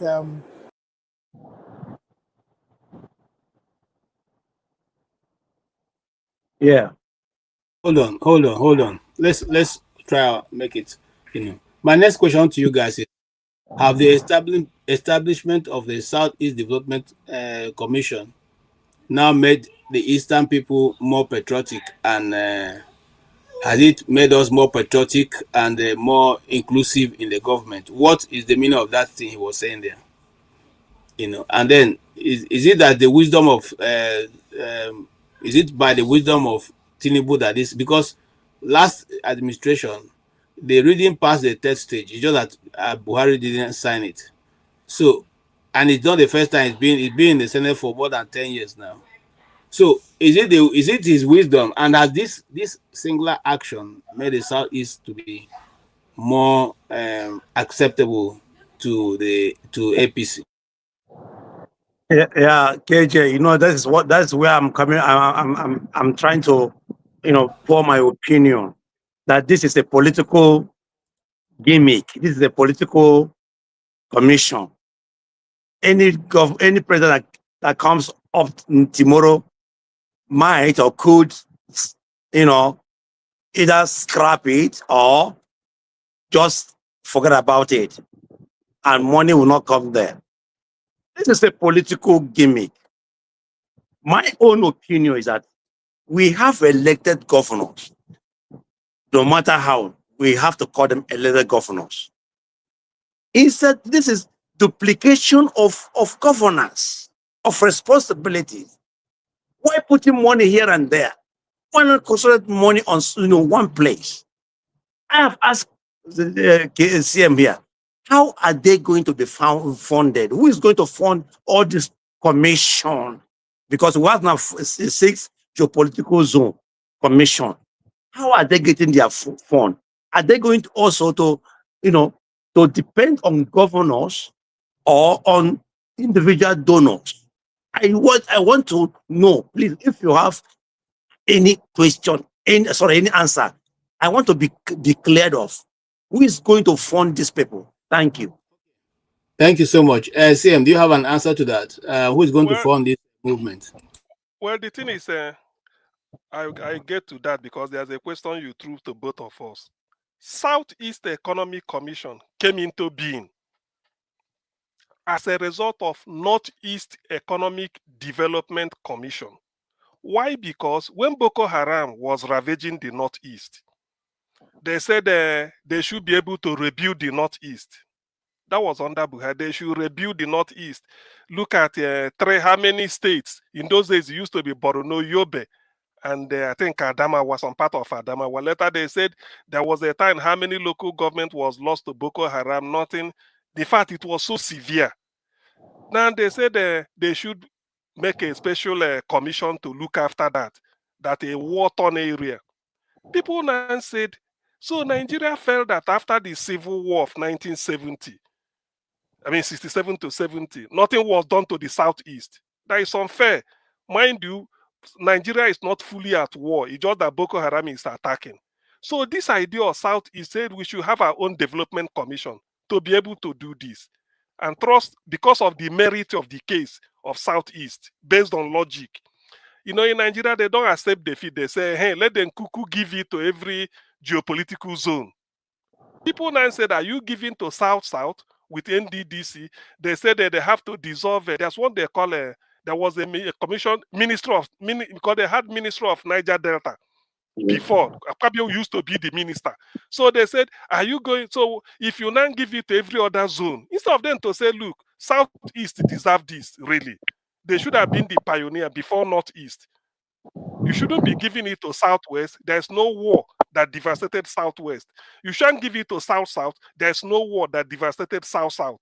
Even the Middle Belt, no war devastated them. The death of Northeast, people agreed Boko Haram tormented them. Then what of Southeast? Given their backlog of infrastructure deficit. Now, they now decide to put it in the 6 geopolitical zones and then dissolve Ministry of Niger Delta. They removed it. See, the funding will come from the central government. It's a rebuild of an area. It should have been a case of something like what they have, what do they call this funding? For environmental, is it what they call environmental intervention fund or something? Like if an area happened to suffer environmental, just like a earthquake or maybe, I think that's a way they put it. The federal government can dip hand in it and help to ameliorate it, because something that is peculiar to that area because of one environmental disadvantage they have or something. I've forgotten what they call that, the rate term. So, in Nigeria, rather than leave it that way, but everybody want to benefit, they said, no, let them do it to everybody. Now they've done it that way, they are going to bring the money. What matters to me is whether you are giving 1 kobo from federal government and you mismanage it, and somewhere you get 300 trillion from somewhere else to that same person, you will still mismanage it. But if you can manage 1 kobo, whether given to you by your father, it does not matter if somebody from World Bank give you trillion, because that same spirit of how to manage is already in you. So the idea that maybe who will sponsor them already, who will fund them already, from Mark Okoye said, Southeast governors and Enugu has pledged to bring 5 billion naira from their budget money each. So making 25 billion added to 140, that is now 165 billion totally. That's what for this year's budget. So they are contributing 5 billion, the Southeast governors. Just like we are saying, before in the past, we always say lament, even here, that why can't the Southeast governors come together? It's not just come together sitting in a room, around the table, we see them. they've come together, they sit around the table. But we want them to come together to sort of pool resources. That means to be that, unless I misunderstand you, I misunderstood coming together. It means pooling resources. Pulling resources together. So they've contributed 5-5. But what we are now trying to see is that why SEDC is the way it is that this young man is not a political party. I mean, he's not there to represent a political party. He may belong to one, or he may be voting anywhere he wants, but he's not there. But when you say 5 Southeast governors, they are representing 3 different political parties. That is pure politics they are playing. Everybody will tell you this or that. Some may like to connect to the center. Some will say, let me remain in Anambra. I don't care for the center. Some will say, this labor, why they manage build Abia? Nobody should disturb me. Some will say, let us connect to. So all this, but this SEDC should be apolitical. And that's why I volunteered. I said, if I'm to be in that man's shoe, only one project. I will tell Ndibo, only one is so that you know what we are pursuing. Only one is what I'm pursuing. And that one project will be capital intensive and it will be defined. It will have a boundary. If I'm to establish a seaport, you should not be going to Enugu to go and say, what is Southeast SEDC doing? You are looking for it in Enugu or you are looking for it in Epony. I will tell you, this is where it's like somebody is building a house, all of us here. It has a location. Where is the seaport? You say this is where it is, so that whoever want to fly in from abroad, want to come and test you, you say you are building a seaport for Ndibo. Where is the location? You go to that place, it tells you it is. You see where your money is heading to. So if everything now bogs down in administrative bureaucracy or this, you know the ass to kick. That's why I gave them, don't put your hand into anything. Because this, to so many things, this particular issue is very dear to Ndibo. Now, because of what seaport is or whatever, I said, but we already had an Abia governor that is not on national grid. Why can't we say that in the next 18 months, we want the entire Southeast states, the remaining 4, to be out of national grid? Somebody will ask you how. We say we lies with Abia State. Abia, how much will it cost to increase your capacity to get to Anambra State? It will cost also money, so amount. SEDC, what are you going to do about it? If you can sell this idea to Ndibo worldwide, they will raise money. You put it there because, one, like you pointed out, it does not require federal government approval anymore. That Anambra should have 24-hour electricity. Federal government has nothing to do with it anymore. Enugu we have, so we go with this. And the way we are, some of us abroad, if you bring this type of opportunity, people will say yes, that's what we want. You tell them that SEDC for now is only electricity. We want to make sure that let's go. I'm on the program. We said that we want to make sure that latest by January 2028, the entire Southeast states, the remaining 4, won't be on national grid. And this is how much it will cost us. So this is a project. It depends on the thing might not make meaning, or the thing might look like something that is corrupt. It depends on who is there. If they can copy, if they are listening to me, that's why I volunteer. I said, if I can replace Mark Okoye, I'm telling you people, these are what I'm going to pursue. Okay. And they will telling people, said, I'm not going to divert. If that I resign, I want one thing at a time. Okay, Chim. Sorry, I said Chim. Well, that's good. CM, thank you, and thank you, Mr. Mazi Okpara. A guy, blessing Chukwu, is asking us, taking our topic. 140 billion naira funding should be welcomed, development, and appreciated by all of UNU. What is the problem with some of us? All right, Chim, what's the problem with some of us? Because some of you don't seem to appreciate the fact that UNU 140 billion naira and budget. Well, before I let Chim come in, listen, if you read our caption, it says, is it development or disappointment? The question we have been tackling before you came in, and some of you in the comment section, is that this young man is beginning to sound very political from what he has been appointed to do. And that the budget so far is weighing too much on frivolities, like organizing diaspora, meeting diaspora, Igbos in diaspora, meeting security. You are planning to hold security summit with state governors, bringing some counterpart funding for that project. Is it what the development commission is supposed to be doing, or doing projects to alleviate the suffering of Igbo people, especially doing the major projects that we think is what we need: railway, electricity, seaport? It doesn't matter whether you start it, Mr. Okoye, and finish it, but it is a project for the Southeast. So, Chim, we are welcome, and we may have a fresh perspective since you are coming from a fresh. And how is the snow? I think I don't know if the snow I'm seeing on your hair or that is okay. You're welcome, sir. Okay. Yeah, KJ. Good afternoon. Sorry, I'm still at work, so I couldn't join earlier because I was still at work. But we're about rounding off, so at least this is downtime at work, so you can give you a little downtime to either check your emails, do one or two things. So I choose to say, okay, let me connect my phone. The thing is, it's on a good day, having a Southeastern Development Commission is supposed to be a good thing. However, you must always realize, I have this principle. I've always said that the spirit, the prevalent spirit in any society at any given time is the spirit of the leader. The person who is at the helm of affairs.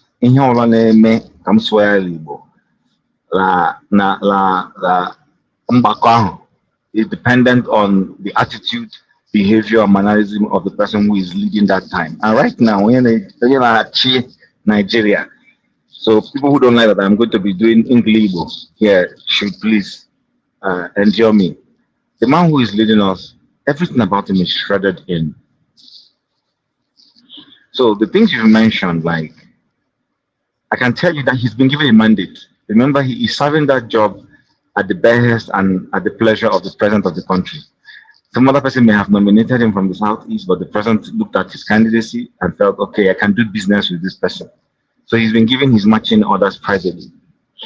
And as far as I'm concerned, one of my conspiracies in that marching order is there's 2027 on our head along the line that needs money to be spent. So some of those money will end up in 2027 electoral campaigns. So you see all this going to diaspora, doing security things. These are just names to be given to the outlays through which the funds will go out. The funds will find their way back into 2027 campaigns. Now, if you look at all the people who are surrounded themselves on this thing from the Southeast, people like Ojus or Carlo, these are not clean people, sorry to say. So the person who is heading that cannot be cleaner than all the people who have played a role in bringing him to office. He cannot be cleaner than any of them. Mark Okoye, I hope I'm okay. Is it Mark Okoye that used to be when Nitel was rounded off? There was another Okoye who managed Nitel. Sorry, I can't hear you, KJ. I think he's the father. No, he's the father. Yes, because he was his father. He's just 35 years old. I think so, yeah. Aha! That's my industry, telecom. So that name already sounds. When I heard that name, I'm like, is it the same Okoye that I know? Anyway, so, the point I'm just trying to make. So no, the point I'm just. So no,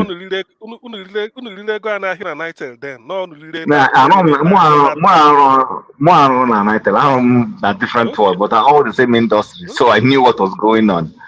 So, but the point is this: listen, on a more serious note, he has an opportunity, like you were saying, CM, to embark on something that would be remarkable. But I doubt that will happen because already I'm not taking anything past this government. Listen, the Minister of State Finance refused to lie. She refused to lie. When she refused to lie, they removed her. They removed her and moved her to another ministry. She refused to come. She came out and admitted that, yes, They were expecting that she would come there and start waggling around. She came and said, no. Yes, you're correct, Mr. Member of House of Rep. The money you're talking about, we didn't disburse it.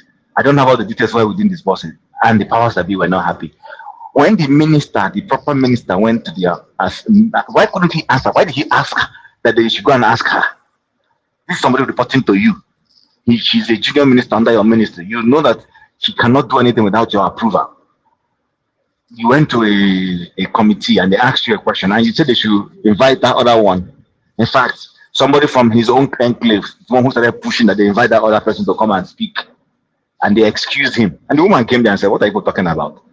So it's clear who is responsible. Yes, the money you're talking about was voted. It was not disbursed. Correct, accurate. But I can't explain to you why it wasn't, because nobody had control. It didn't reach 24, 48 hours after saying that they pushed her to another ministry.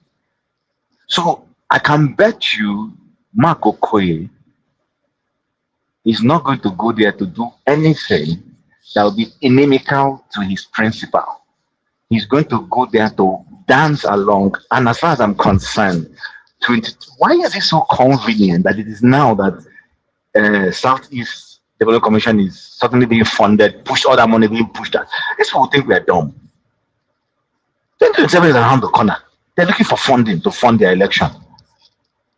So that's where the money is going to end up. So all those things, listen, if you listen to the senator from Anambra State, what's that his name? He's also Okoye. It's Tony Nwoye. Tony Nwoye, not yes, Nwoye. Nwoye warned him. Nwoye said, listen, all this thing I'm seeing in your budget is bullshit. Go and look for something tangible to do.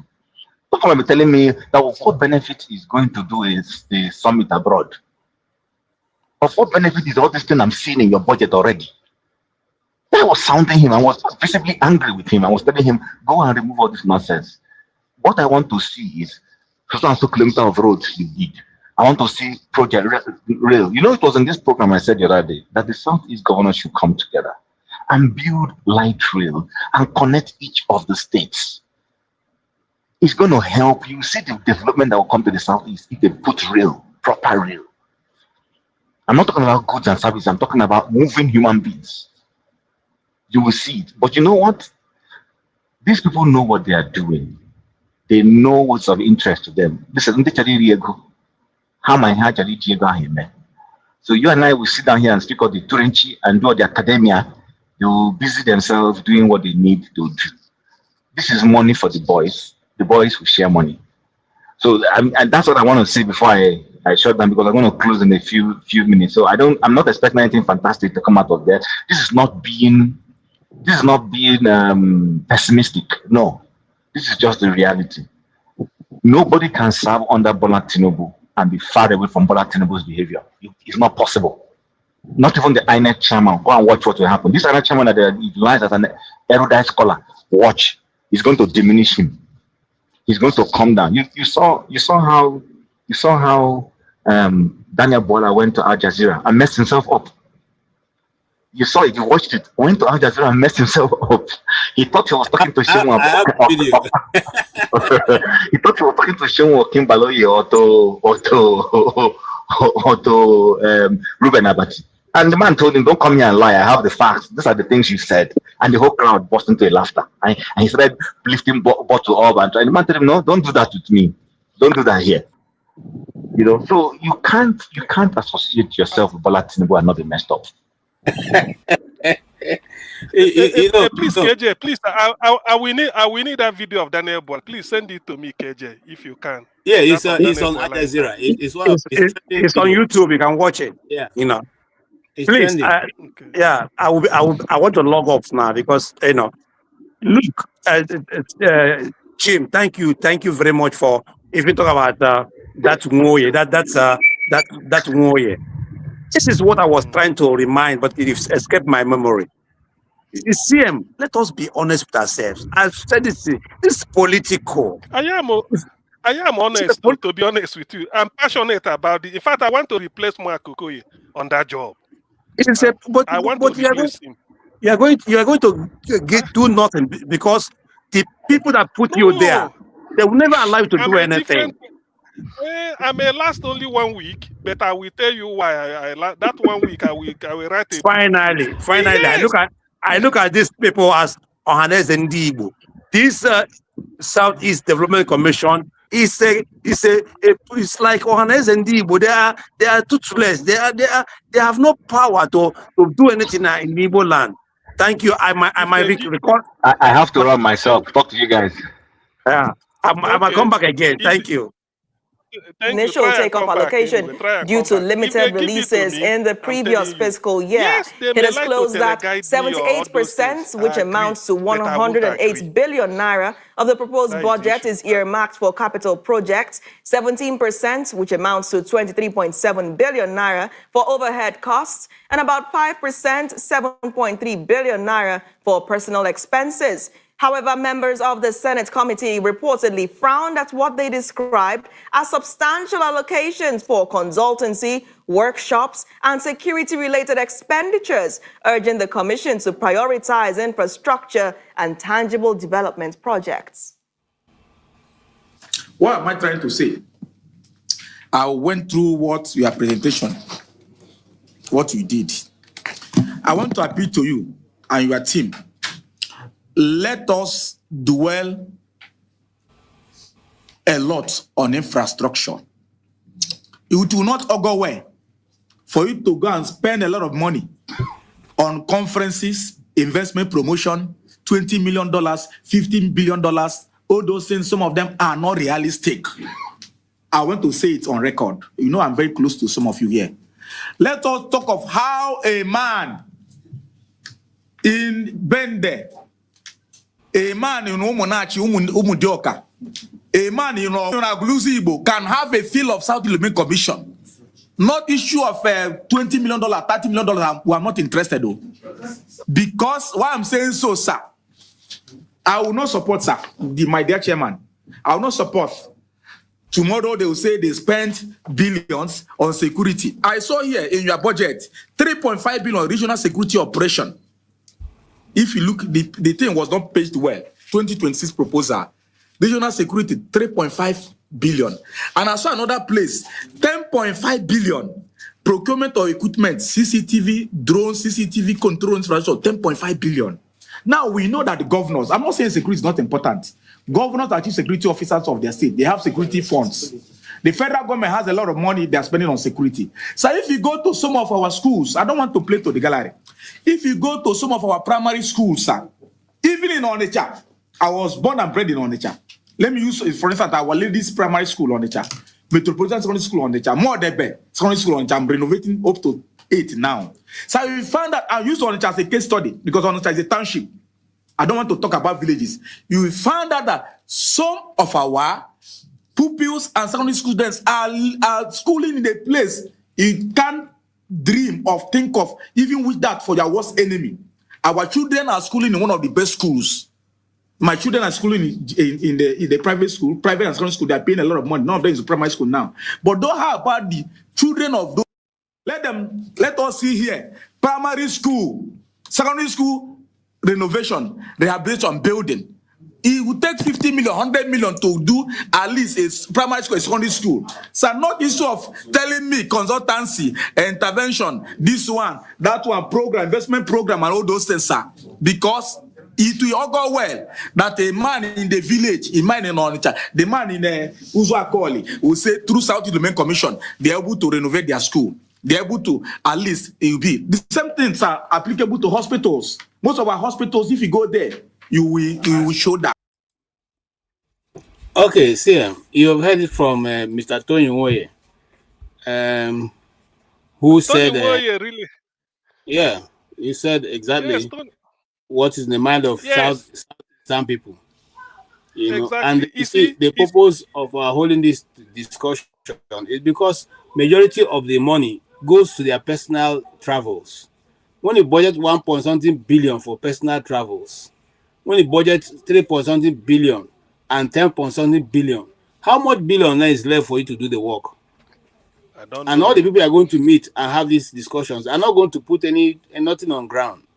So, Mr. CM, you heard it, and what do you say? You know, which also aligns with your discussion so far.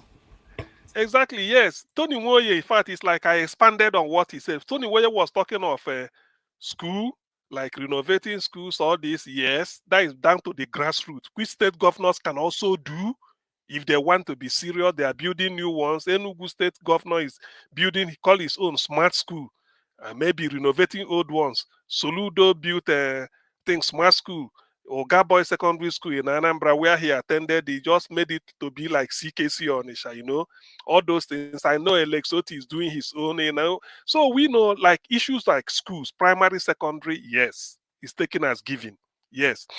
But in this case, because of I want to avoid this idea of duplicating, whereby you clash with a governor, it becomes political.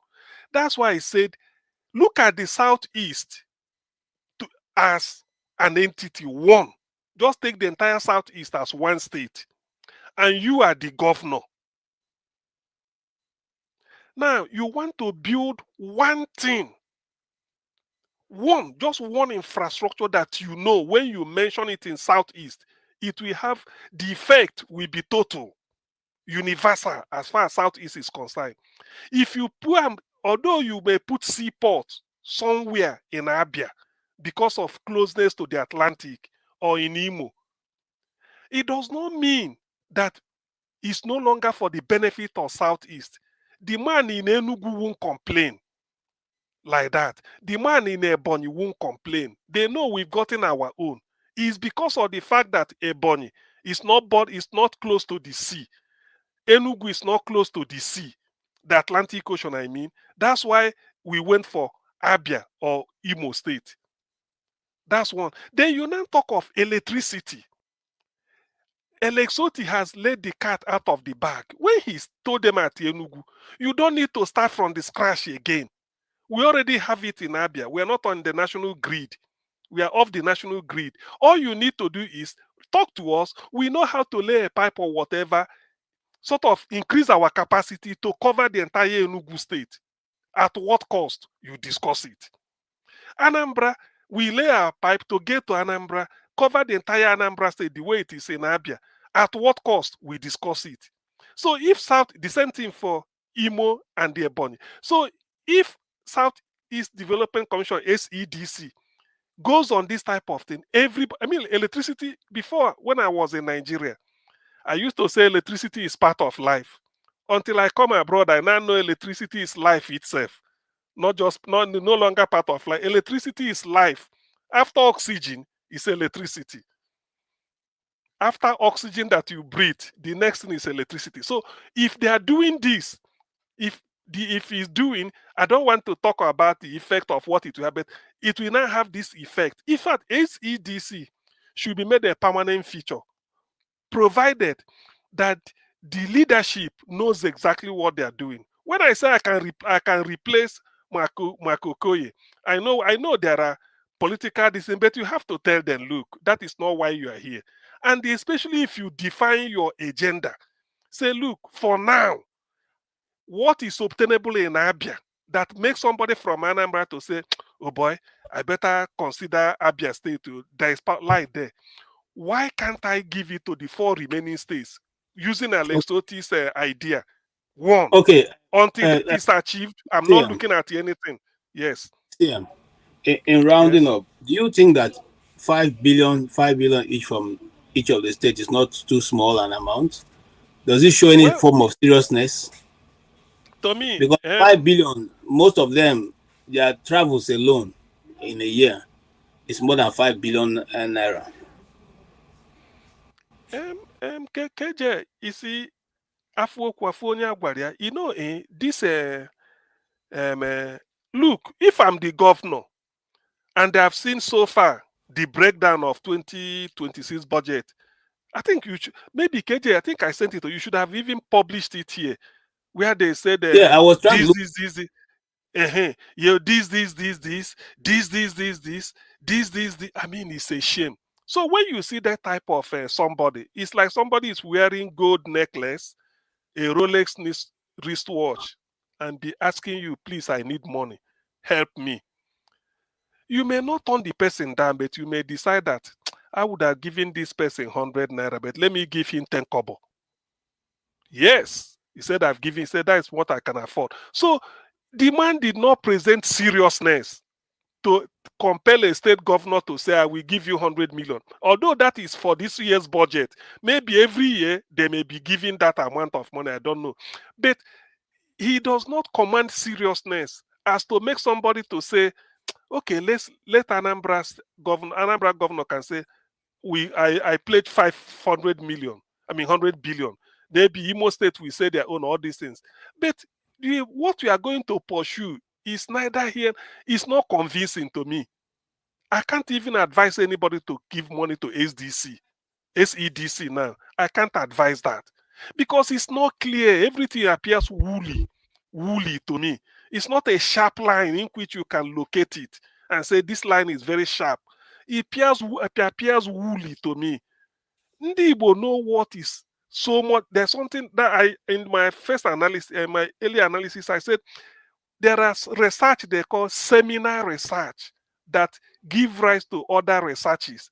There are books that somebody will write. He says it's a seminar book. KJ, you know what seminar, the word seminar. So from there, so many things, it can give rise to so many things. Do you know how many people, their life expectancy in Abia will increase because of availability of electricity? Some clinics in Aba, private hospitals, will be happy that there are equipment they wanted to bring in, but they can't be running it on generator. It will spoil. They might change. So I don't want to go into the advantages or the importance of electricity because I've already said electricity is life itself. What I want to say is that by you doing this type of thing, there is no Igbo man anywhere in the world that won't praise you. They say, now we've woken up. And when you do it, if you can do it now, Abia is now waiting for industry. Come and put on here. We have light power for you. Pay our bills. The power is there. And that's what people are waiting for. Let this thing be replicated in all the 4 states. The next one might be, if I'm to start a seaport, how much will it cost to deliver it in 2 years? You map it out. Then you talk of the funding.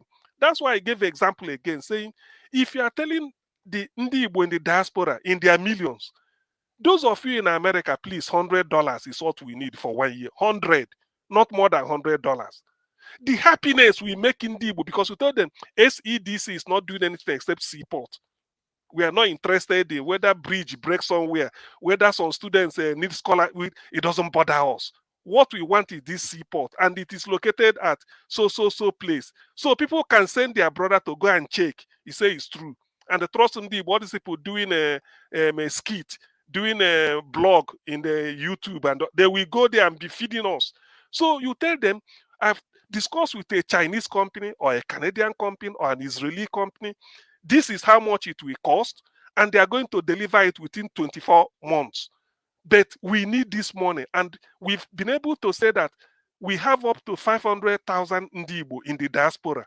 We've been able to say if those in the UK, 100 pounds, the unit of the currency unit, in the rest of Europe, 100 euro, in the US and Canada, dollars each person. It's like a census. We will know how many we are. People will willingly, some people may like to donate more, but we say no, we don't. Just let us do it. One person, any adult paying tax in your family, $100. People, and they maintain a register. People will do it. I know what Ndi Igbo can do.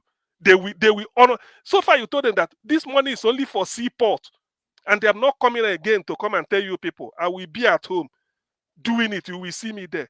Ndi Igbo will do it, and that 24 months, it won't exceed. We have our own seaport. Let me see why government won't allow us to use it.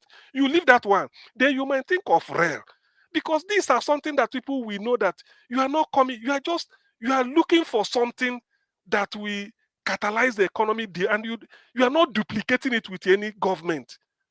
You are not, and people will not know that. So SEDC now then hold our light. SEDC now they are in charge of seaport, or SEDC now then go our rail. So whether you renovate school, you renovate hospital, it doesn't concern SEDC. That is for state governors to do. One bridge break, you control riot, arm robber too much, that one state governors, they can know what to do about it. So this is where I stand, and that's why I'm saying I can replace that chap. I know there are politics in it, but if I get there, I will be like Ukiwe. If you know clear, I tell them, look, you know clear. Rather, Ukiwe today resigned from IBB's government. His integrity, his everything is intact.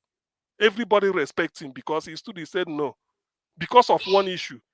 He said, there has never been a case of IOIC or IOC discussion when I was there. Nigeria never agreed. Say this thing happened behind, I'm not aware of that. He resigned. So that is how my own type of thing will be. I will explain to them, this is what I want to pursue. One, electricity. Within the next 18 months, I make sure that the four states are like Abia. How much will it cost? Alexoti, let's sit down with a geometric power. How much will it cost? That is what we are going to pursue. And in Igbo will be rest assured. Some people may even donate freely to it, but make sure that you are taking one thing at a time. There's no conference to hold. There's nothing like roadshow. All those investor roadshow, all those ones are just, these are just boo-boo yaya. Don't type of, the more you look, the less you see. Money everywhere, personal travel, entertainment and drinks. Entertainment and drinks for $1 million. For what? You call politicians, come and deliver paper. Asuro Iwobago, Asuro Bada, Asuro Gaihu, Asuro Gazo. Who are you deceiving? We all know these things. Tell us what you want to achieve. We key into it. You have, even all this one they are looking for office. You tell Alexoti as governor, anytime we are in Abia, look for one flat in the federal ministry, your Abia State Ministry. Furnish one room with computer, this for us. Whenever I'm there, I can use it. Enugu do the same. You don't need a separate building. You don't. Maybe governor's office, they put you one area and say anytime SEDC people come, they want to do some secretarial work. This is where they use. In Enugu, you don't need to have a separate bureaucracy of your own. That is how to cut cost. You don't need it. Because they were in their need of infrastructure now. And this is what you do. You win the people over. You don't come and say, we want to have a headquarter for South. We don't need that. Peter Obi governed Anambra. When Obasanjo came down there, he said they should have a presidential lodge. Peter Obi said, look, Obasanjo can, my bedroom where I'm living, will it be good for the... He said, yes. Peter Obi went to the hotel to go and stay for 2 weeks with his wife. Say, let them stay here. When they go back, instead of spending that billion, that's why people respect him. If not that Peter Obi is neck deep in politics, Peter Obi should have been the ideal person to come and head this type of something for the Southeast. Let me recommend him. But because he's not there, I can replace this man. I can replace him. Thank you. All right. Thank you so much, CM. In rounding up, one of the things that people have said here is, and I think all Igbos are in agreement, what you just said. Majority of the comments from the comment section are saying the same thing. We don't want any more politics. The Southeast Development Commission is not for politics, and it's not for the gentleman to begin to look for how to please Bola Ahmed Tinubu. I want to stress again that if the intention is because they want to get vote from Ndibo come 2027, then they have lost their way, because it's not going to happen. I don't know why people can't seem to understand the Igbos even till this moment. They're not people like that. They expose evil. They don't swallow it up. And that's why we're all excited when the woman in the Federal Ministry of Finance refused to lie to cover up for them. And that shows you that she doesn't really care about the job. When she went to that meeting, I knew that she had already made up her mind. If the job ends, so be it. You go with your good name. Thank you so much, CM. What will be your rounding up message for the people of those in that office? Because, like I said, ndị Igbo na-asị mmanwụ ga-agba egwu a na-eji the first okwu ya first ka ọ na-eji ama. Yes, the first step of a good masquerade who can dance is by the first step it takes, you know whether I can dance or not dance. This step that they've taken, doesn't show confidence on anybody except those who are their relatives. But for those of us who are watchers of politics in Nigeria, and especially in the Southeast, doesn't giving us any confidence. We are not taking away from him. This is not a personal attack Mr. Mike Okoye. He's a brilliant young guy, very brilliant. I think, again, it's not Igbos are brilliant, especially at that age. We're all, we all moved and shake the society at that age. So he's not doing something that is that is too new in Igbo land. But we are saying that, Mr. Okoye, please, think again, rethink your team, rethink what you are planning. Except just like Chim said, which I tend to agree, that is money for the boys. Because if it's not money for the boys, I'm sure that you will not be talking the way you're talking.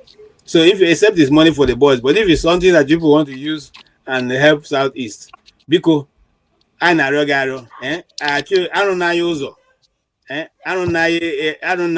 schools, any less scholarship, oh yeah, I not just scholarship, I not choose, I not try getting right school, because I not show seaport. Ya na-achọ seaport. Ya were seaport na nke ga-arụ ọ kara mma karịa enye datin. Ma ị gakwana nrụchafu seaport. The other thing I ga-arụ ị ga-check ị ga-ibu n'obi bụ ịrụrụ anyị railway.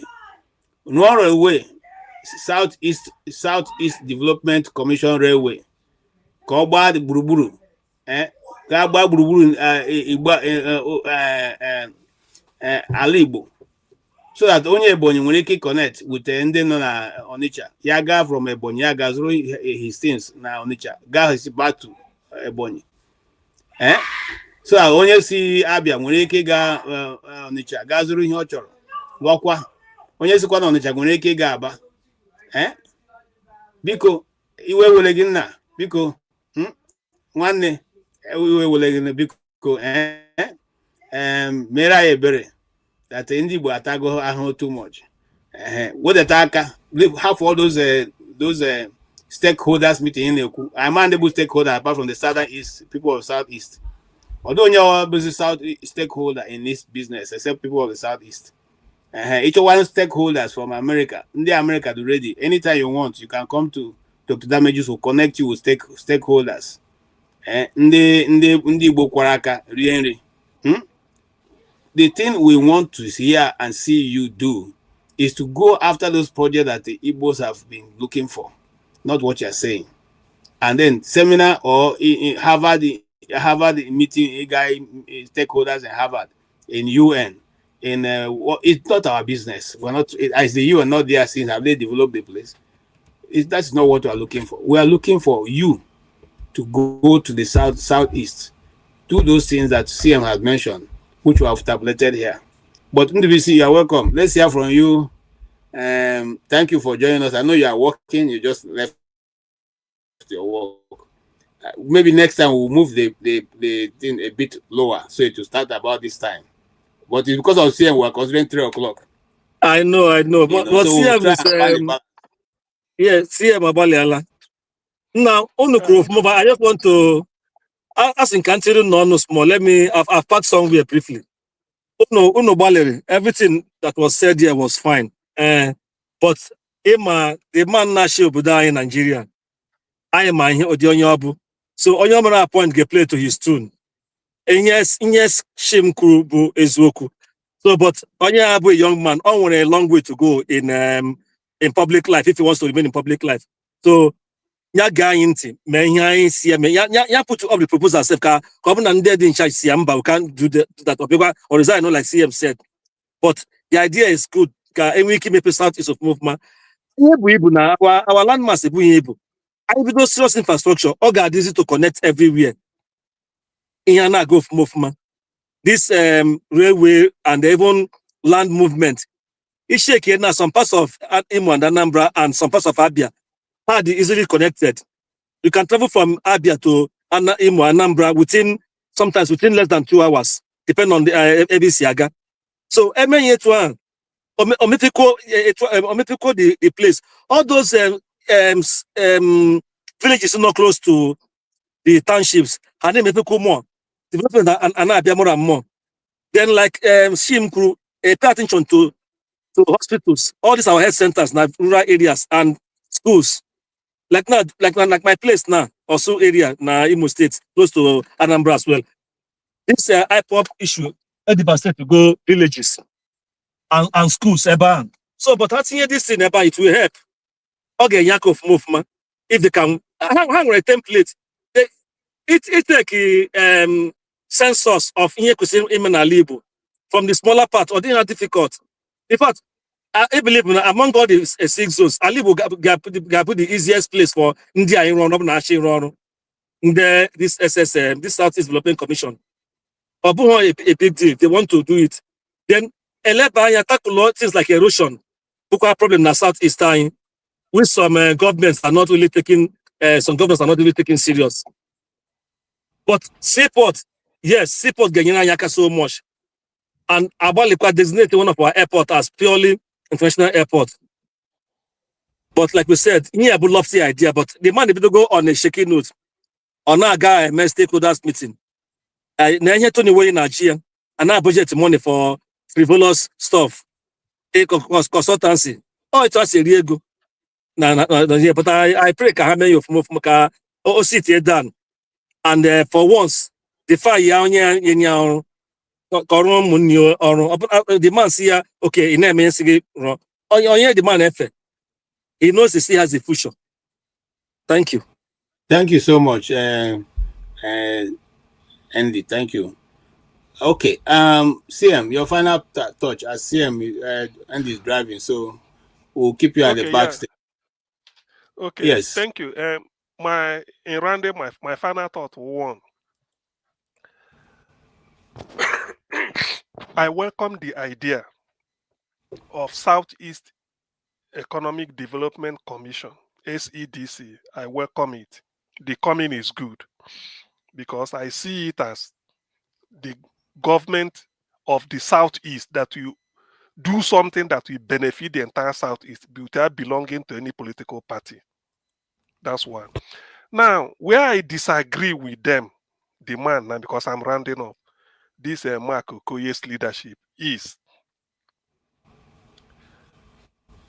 the operational doctrine they are using. They are more like is acting like maybe a local government chairman or another state governor. The way he's talking, it means that when any project, he has no single project. Actually present it on Igbo. If you talk about this, he will say, yes, we do everywhere, yes. We talk about this, yes, we can do all those. No, that is not why you are there. That is not why.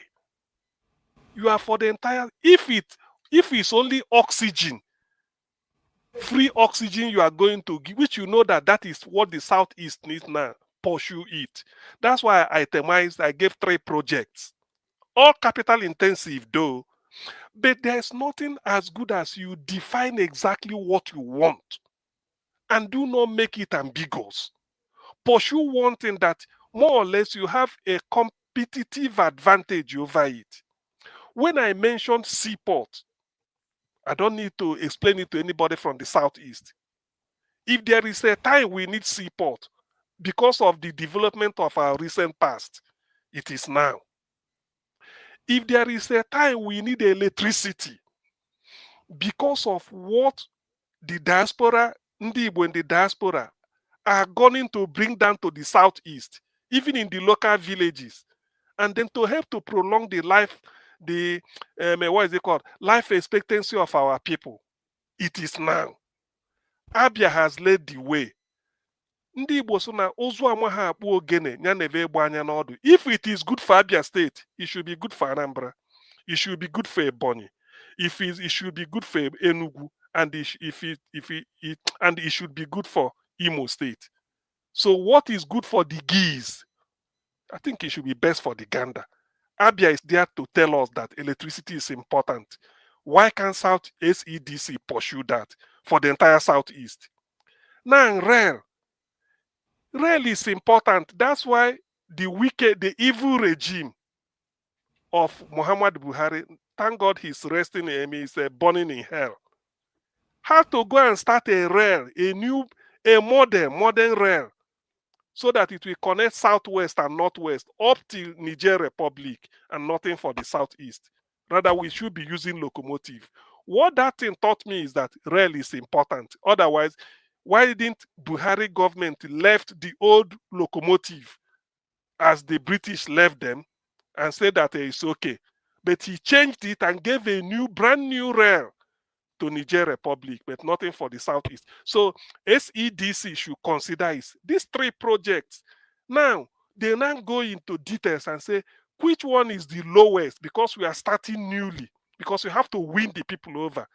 I now zeroed in on power, because Alex Otti has led the way and even made the suggestion before what I'm saying today. He told them in Enugu that you don't need to start from the scratch like we did.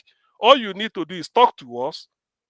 It's like somebody want to put a transformer or put an electric pole, connect my house, or take a light from my house to your own house. That's what it means. That's what Alex Otti is telling them. That I have a light in my house. I have 24-hour electricity in my house. If you need it, you are living next door to me. And if you pay, I will connect the wire to you. Why is there anything? The thing is money. So Alex Otti and Abia State has laid the foundation. He told them at Enugu, why can't Southeast took it, SEDC, take it upon themselves to say, this is what we are going to do. How long will it take to give it to Anambra, Imo, Ebonyi, and Enugu? Maybe within 24 months, within a year and 6 months. It depends on how much it costs and how I'm going to raise the money fast. And I bet you, if you place this before Ndibo anywhere in the world, they are willing to contribute. Money won't be the issue here. Ndibo will say, yes, we've seen that of Abia. It's like some of us have houses in the village where we put electricity with a Lister plant. The person living next door will say, okay, don't worry, I will connect light to your house. It's that same thing that LSOT is asking to do for the entire Southeast. So let SEDC use it as a starting point so that within 2 years or within a year and 6 months, everything will be clear. Then after that, they move to another project, maybe seaport or rail. This is what we should be talking, and that is where I want to round up by saying I welcome the idea, but the operational doctrine is what I disagree with. The way they are doing it, it's a waste. They are wasting our money, and the earlier they stop, the better. If they can come and listen to me, or listen to what we say here, it will help them. Failing it, I volunteer to replace Makokoye. Thank you. Thank you so much, CM. Thank you for also making our time to be here. I also want to thank CM and Chim, and of course, what's the other guy's name? Mazi Okpara and NDBC. You all made the program, and every one of you who is on the comment section, we will try and see how we can get more program going during the week, Friday especially, or Wednesday. Thank you for all those who were there to support. Blessing Chukwuka. Thank you so much. Thank you all the people who made comments. There are many of you. I can't call everybody, but I just want to say we are not looking at the money so far, 165 million as the money for the seaport. We are saying that is billion, yeah, 165 billion. Yes, 165 billion. No, okay, you Blessing wrote million. The 165 billion is not even what I think will build a seaport. The seaport, if they bring a good proposal, I know many people in diaspora that will be very willing to be part of that project, because the frustration that the people of South-East face, in importation is too much. Because when you import your crate, it goes to Lagos, you still pay for transportation back to the east. That cost of transportation can be avoided if we have a seaport, and it will be delivered right into the Southeast, and from there you can take it up. Having said that, it's a good idea. We like Mr. Okoye. We're not here to to ridicule him or any way. We are simply saying that let him go again and tinker whatever he's submitting, and think like the Jews we think about 100 years, 50 years. Think about the 10th generation, not about you and what you can quickly be able to get. That is the knee-jerk approach which Nigeria have used since 1960 that have never worked. Fire brigade approach is for temporary. A nation cannot be built on fire brigade approach. Once it happens, we do okay, yeah, everybody, yeah, we'll pour it in, we'll quench the fire. Before the next 2 days, it starts all over again. So our recommendation is that look for the project that will impact a newly born baby today. It doesn't matter if you finish that project when the baby that is born today becomes 20 years old, but let that be started. If we started that way, by now the Southeast would have been a destination. Our desire is to see that the Southeast is a destination in our time, not when Jesus comes. No, in our time. Let the Southeast become a destination that, just like Southern African people, we don't have to travel outside of the Southeast, or except you want to go for business. There'll be enough business in the Southeast for every family. In America, almost every family have a business. Those who are mechanics, they have mechanic workshops. Almost all the families work in that. Those who own malls, who sell. So there are various different ways that American society is far more organized and better. And let me shock every one of those who don't know yet. But you see, the American society and their businesses and their progress is not government that is running it. It's individual small businesses that run America, and they are doing that to tomorrow. And that is why everybody is comfortable here. Those who want to work, if you want to work in America, you will be comfortable. So that's the only thing I can say. And I'll say that is what we desire for the Southeast. Mazi Nnamdi Kanu said it. What we have to sell to the world in the Southeast is not oil, it's not gold, it's manpower, brain power. And I think we have it more than enough. Yeah, that's what he said. He says brain power. So, having said that, CM, I want to thank you, and indeed every one of you. God bless you all, and please be safe wherever you are. And we have so many other breaking stories. Maybe KJ, I think this will be something like an ongoing discussion on this SEDC. Yes. You know, I told you that. Okay, yeah. Every Friday or something like that. Yes. So that people, some people call me and say, you guys are not talking about, why you talk about Southeast? Now, we wanted them to come and let's discuss Southeast. So you know that we don't cover our thieves. We came here, we said that if we are voting for people in the South, we will never vote for Jews or Calvin. We said so here. We said so. We say we don't cover if somebody is doing well, we say are doing well. Not a lot of people like Tony Nwoye, but what he said was true. We said it's true. What he said is true. So we don't go and begin to look at the minister. The minister, they call her, say, come and explain. He say, what people saw in the paper, that is what happened. I'm not here to come and lie to anybody. And they don't like it. Okay. That lady, somebody may be tempted to ask her, are you the daughter of Ukiwe? Are you related to Ebit Ukiwe by blood? Because it's only a Ukiwe that, that's what made Ukiwe to leave IBB's government. Yes. When they brought her, Ukiwe said no. Say it has never been discussed in cabinet that Nigeria is. Say it's not. So they felt embarrassed and they have to. He resigned. Instead of demoting him, he resigned. So till today, Ukiwe is a man of honor, not just integrity, honor. And that lady is like he's doing. That is what government should be. You say the truth so that people will know where you stand. And if I'm replacing Marco, all these ones I'm saying here, say CM replace Marco Koye, I will tell Ndibo these are the three projects. But I've been able to study the three and found out that which one can I finish quick.